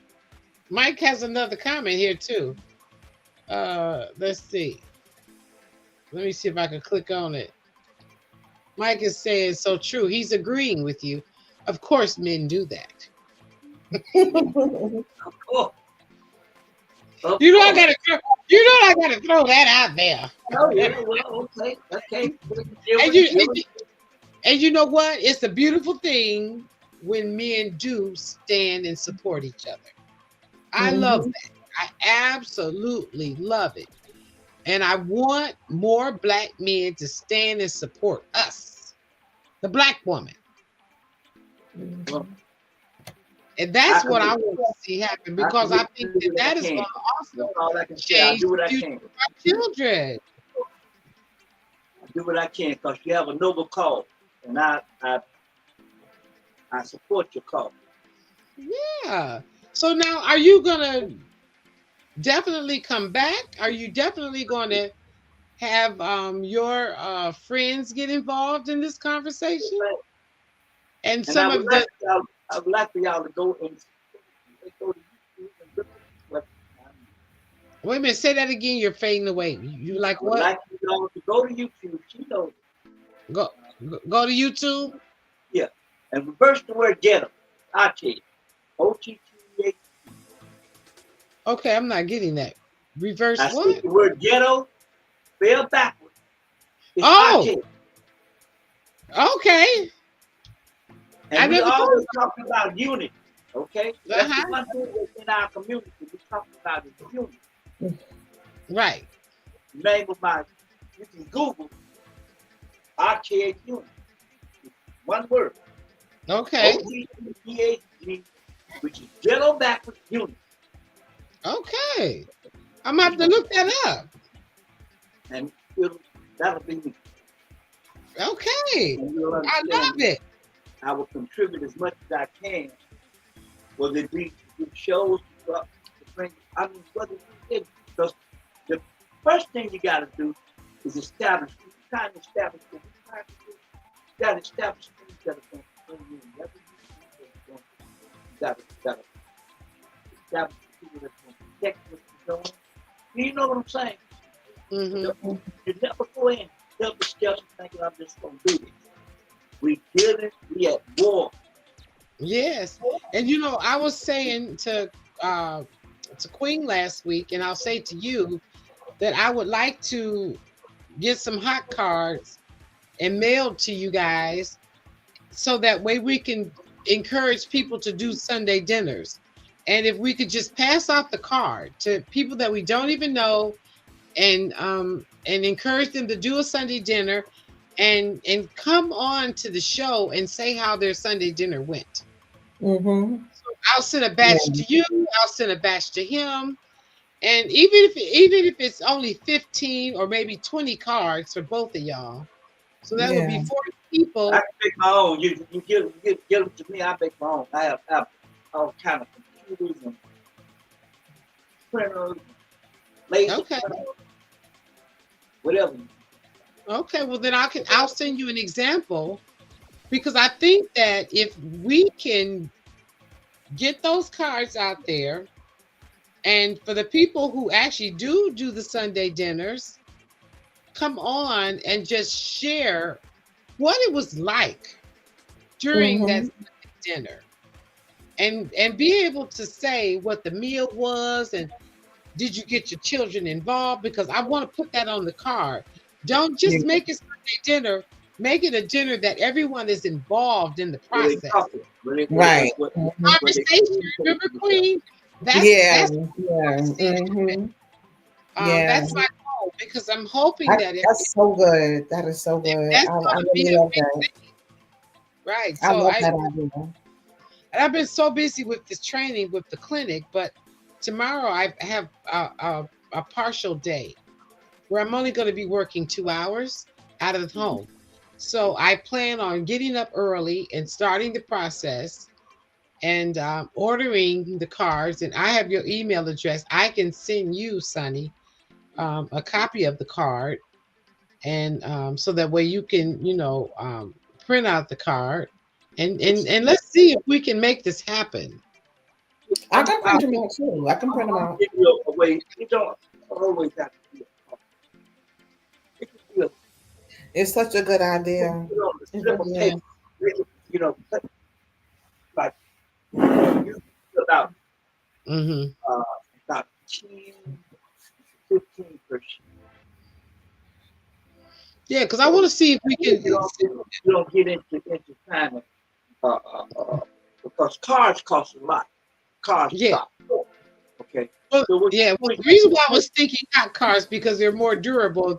They'll last in someone's purse, or they'll last on somebody's car seat or on their windshield. That's why I was thinking the hot cards, because they're more durable.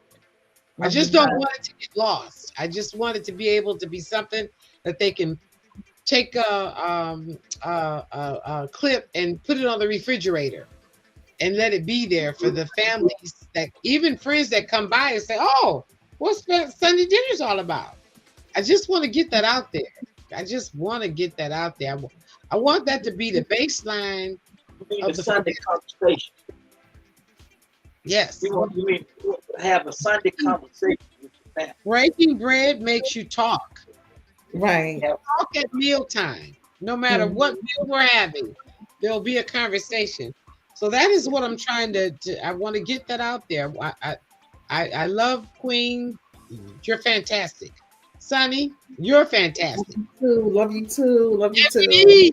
We need fantastic people. We Yeah. need people that are going to say, we got to do this. We realize, you realize, I realize there's a lot of people out there that do realize there are so many people that tuned in last week. And that meant somebody got something in order for it to go to 118 people. It was the last time I checked it. And though they didn't tune in as far as putting comments out there, but at least they're now having a conversation and they're now sharing that video. Yeah. And that's what we want to connect all over the world. And we always have local people. This is the first time I've ever had people from different states. And that within itself is a blessing. It's going to grow to more. What you got to do, as I said, now be prepared to organize. Exactly. And, so I need good people. That's why I was saying that I don't want people tuning in just for one reason. I want people to tune in for plenty of reasons to help our people. That's what I want. Well, that's what I want. It's a noble cause, and again. Yes, it is. Yes, it is. Yeah. So yeah, I definitely appreciate you guys. Something beats nothing. When you ain't trying to do nothing, that's one thing. But when somebody's trying to do something, I think is to not castigate them or be fighting. Push them, help them, put your back down so they can step on. That's right. You see. That's what I'm talking. And thanks to you, Queen, I now have met Sonny. He's a part of the family. He has been adopted. Yay. Yeah. He's now adopted into this new family that we've started. So, I said 2025 is going to be the year. That's right. We're going to make it happen. You know what I'm saying? We're going to make it happen. Even, if we save, 20, 30, 15 families, that means however big the family is, we've saved the family. Right. It might be 20, 30 people in the family we're saving. Right. You know what I'm saying? And that's what I want. Yeah. Got to be some channeling. What we're doing is now. Channel. That's Channel? what you're doing. You guide, you're taking and guiding people to a point. That's called channel. Yes. People to see a point. Exactly. Towards that point. Right. Okay. I'm very excited about this. Yeah. And you're doing a good job. It's an act of God, and I am so overwhelmed with the support that I've been getting, and overwhelmed with new relationships, which, like I keep saying, for the people that are out there in the audience, just looking at us, how simple this is, how natural it is, how comfortable it is. Right. This can be for all. That's right. I'm trying all people to realize. Yeah. It's important to me. Because we can't fit. This is not a place for a fit. Right. This is a place for even if you disagree with somebody, let them have their point. Right. Okay, because we can't all, everybody ain't gonna agree with everybody. Everybody ain't gonna like it. But Right. United States for life. We already talked about that too, did we, Queen? Yeah. Yeah, Yeah. we talked about that already. We don't need to be liked by the wrong ones. That's right. We don't That's need right. to be liked by the wrong ones. We want to be liked by the right ones. That's There right. be no misunderstanding, folks in the audience. We Yeah. going by Cisco Musco. Mm-hmm. Send a clear Yeah. message. We don't need to be liked by the wrong ones. That's And that's right. For having me this evening. And I appreciate it. And I look forward to moving forward with you. Yeah, so you be next. You'll be back next week. Yes, sir. Okay, so yeah, we're gonna have. Yeah, we need to shut this down. 11:30. Maybe you can share. Maybe you can share with us how you stay up so late because I'm struggling. Oh my God! You know what? I am high strung. I make juices. People laugh at me because I'm so high strung. Like they think you're 65. You can't be. Oh, I'm high strung. I need someone to bring me down. Yeah, I am high strung. Yeah, and that's one thing. I have the spirit of a 16-year-old. That's part of the problem. You get ready to have it. You hurry up. Yeah, I'll probably get it when I ain't gotta work no more. No, you're gonna get it before then. You gonna get it before then. You keep starting. I'm gonna rub off on you. Okay, well that'll help. That'll help a lot. That'll help a lot. There you go. See? That'll help That's a what lot. I'm talking about. That's excellent. Yeah. So I was gonna say, I don't know if I did that last week, but if you guys have like a closing thing you want to say to the world, say it. Say it. Whatever you want to say to the world, and address the world for what it really is. Be kinder to each other. Mm-hmm. Help each other when you can. Join the For Real team because it's for a good cause. One person can't do everything, but everybody can do something. Let's get it. Beautiful. I'll say, Oh, Queen, I appreciate you so much, Sonny. I appreciate you too. You're wonderful. So glad you're in my life. I'm glad to have you as well. And if you try to leave, I'm coming for you. I ain't going nowhere. I ain't going nowhere. This is a good cause. The first time that we spoke, I was like, wow. It was real. It was real. So that's it. You stuck with me. You're stuck with me. Okay. We got each other's back. Yeah. That's it. And then we got Sonny. Come on, Sonny. Bring it. Bring it to the table. What we need is for people to not judge anyone judge. Mm-hmm. Everything ain't for everybody. But to give it the same thing you give to your dynasty, you tell people that you put yourself in white people. Doing what white people. This is for us. For our immortality. Right. Because our children, we let our children fall by the wayside.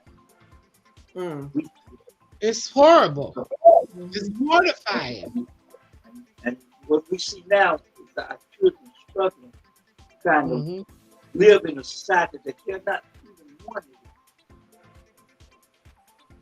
Let's accept that we can help people and do what we can. It might not look like help, but if any effort is put forth will result in any effort. You might not see it. And with your little effort. But at least if you can't do nothing else, support it just by coming and seeing what you don't have to stay. Come see. And hopefully you will be interested in that. Exactly. That's it. We got to do this. We have to. You're right. You said the right word. Get interested. Get interested in what we got going in this world with our babies. You better get interested, world, Right. because we need that. We need an interest. Mhm. And an interest in the fact that we're going to do something different now. Don't let it become your child the victim in the street. Mhm. Don't let that happen. Don't let him become the drug addict or the one that has OD'd. Don't let that happen. And we got to do it now. We need to attract children so they can feel. That's what I was saying. We want to get them on so they can have a conversation. Mhm. Let them have a voice. Yeah. We can't be talking about some thinking beings and not give them an opportunity. Yeah. Right. And that's why I was telling Queen that it would be nice if we as the adults bring on a teenager and sit beside you and have a conversation with the world about how they feel and what we could do to help them. Mhm. You know what I'm saying? I want to see that happen. So, Sunday, if you have someone next week, excuse me, and Queen, you have someone next week. I mean, they don't have to stay the entire time because you know they can't do that. That is good. That'll overwhelm them. But if we give them 10 or 15 minutes to have that conversation, and then they can go and then we could talk about what was said and what we can do to help them. You know, Mhm. so I want to see that happen. So if you guys have somebody, and I probably could, bring Kamari. He's not exactly young, but he's 21 and he's in the prime of his life and he's moving in the right space. So it would be nice to have him on, but I want to do people in another state. I think Okay. it's important to do another state. But We Okay, got I'll work on that. I'll Yeah, work we on it. got Cleveland. We got Cleveland. And a lot of people in the audience, I don't know where they're from, but we have Cleveland. We're you here. better do what the Great Spirit gives Yeah. you. That in Cleveland, Yeah. But we're small in Cleveland, but being small in Cleveland and being small somewhere else and small somewhere else and small somewhere else, it'll get bigger and bigger and bigger. Right. So that's Right. what I want to do. That's where my mind is. It's small, yes, but a couple states over, small, yes, and then pretty soon we'll be really the talk of the United States. Right. You know what I'm saying? Absolutely. And that's what I want to see happen. So it is possible because we're on social media. That's They're right.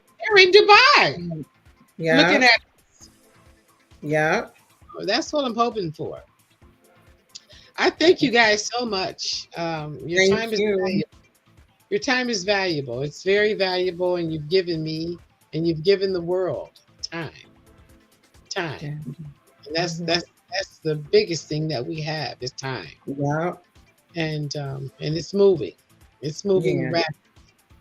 And Yeah. this is one thing that I say constantly. The one thing about aging is that we all age at the exact same time every single day. No Yeah. one is ahead of the game. Right.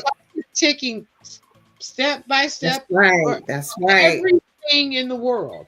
Every That's tree right. that grows, every flower that blooms, every bird that flies in the sky, every animal that's born, time is the exact same thing for everything. I just made a Mhm. comment today that the days are now getting longer. So that just goes to show you how time is going. And Mhm. everybody, did they notice that the day is longer? I don't know. But I'm a gardener. So I know. Oh, okay. Okay. I know when the sun is starting to go down a little bit later because I'm a Yeah. gardener. So Yeah. that's one thing.